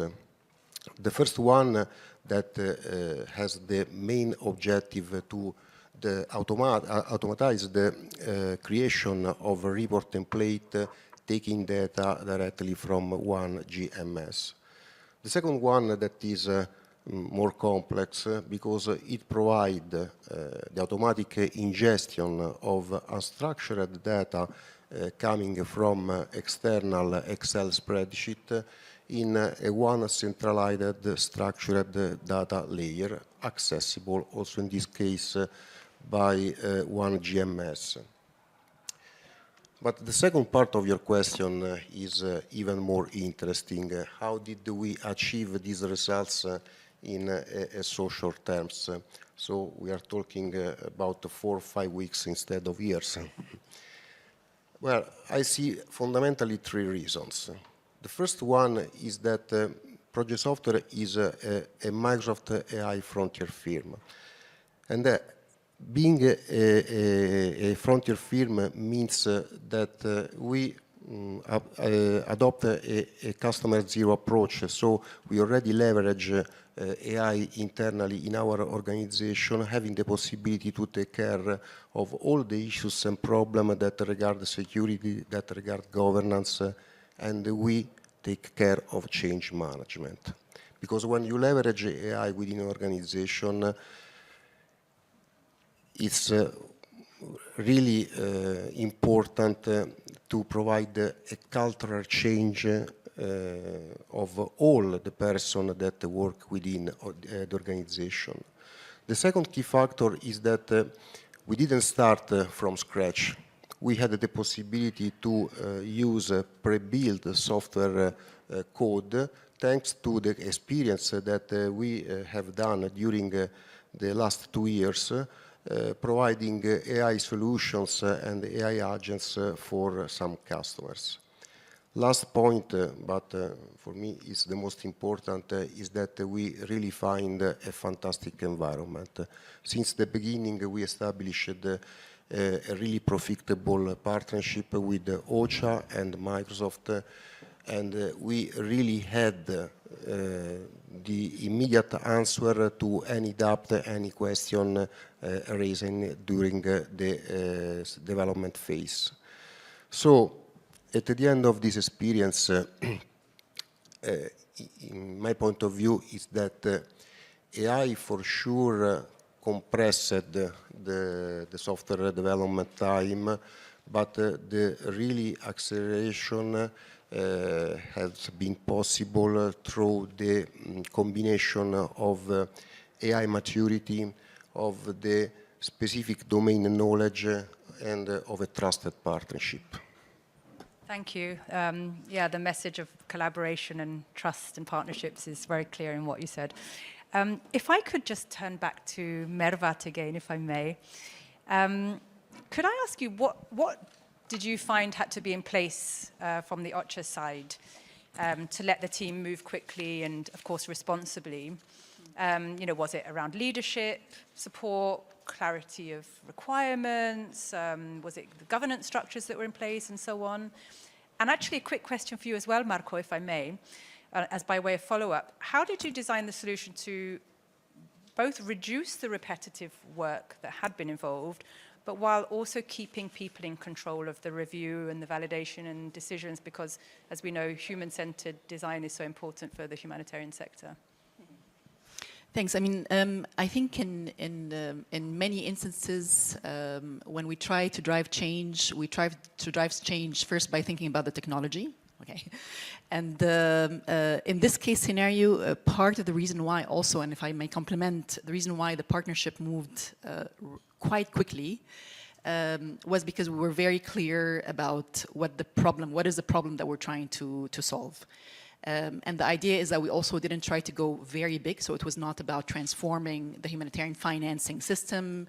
It was not about replacing one GMS, but it was about looking at a specific area, a specific workflow that we knew was an issue, and we struggled to address it in the past, and working together, again, with Microsoft and Project to look for solutions together. So it's not about, you know, coming up with a solution by the side and then moving forward to our partners and suggesting the solution, but really co-creating and finding the solution together. So that was the number one issue, is knowing what the problem is, going together and solving it together, and being very, very clear about the requirements and the guardrails. And one of the guardrails is, although again, as I described the process about, you know, of course, the monitoring process that we have to follow, it doesn't mean that any of these steps have been eliminated. We need these steps to be in place for good reasons, and it's largely for accountability reasons for both our donors and communities affected by crisis, but it's an issue of using technology to ensure that we minimize processes, duplication, data entry errors because of, again, human errors. So that helped the partnership, you know, quite a bit and enabled it to also move very fast. Thank you. I'm actually, if I may, could I ask you to combine what I just asked you into the final reflection, because I have a very strict lady signaling we only have a couple of minutes left. So I'm very sorry about that, and I don't want to cut you short. So maybe actually I can turn to Ayaka, if that's okay, and to start, and then we'll turn to you, Marco. If you can keep it extremely brief, less than 1 minute, could you share one brief takeaway with us? And if UNAT is asking the system to move faster, with greater coherence and more visible impact, what is the single lesson in less than 30 seconds from this experience that others should take forward to action in their organizations today? Ayaka. Challenge accepted. So it's not about better technology or bigger anything. I think it is about creating a stronger ecosystem. And you talked about co-creation, culture, also very important. So we can only succeed when we can connect capabilities across institutions, sectors, and borders.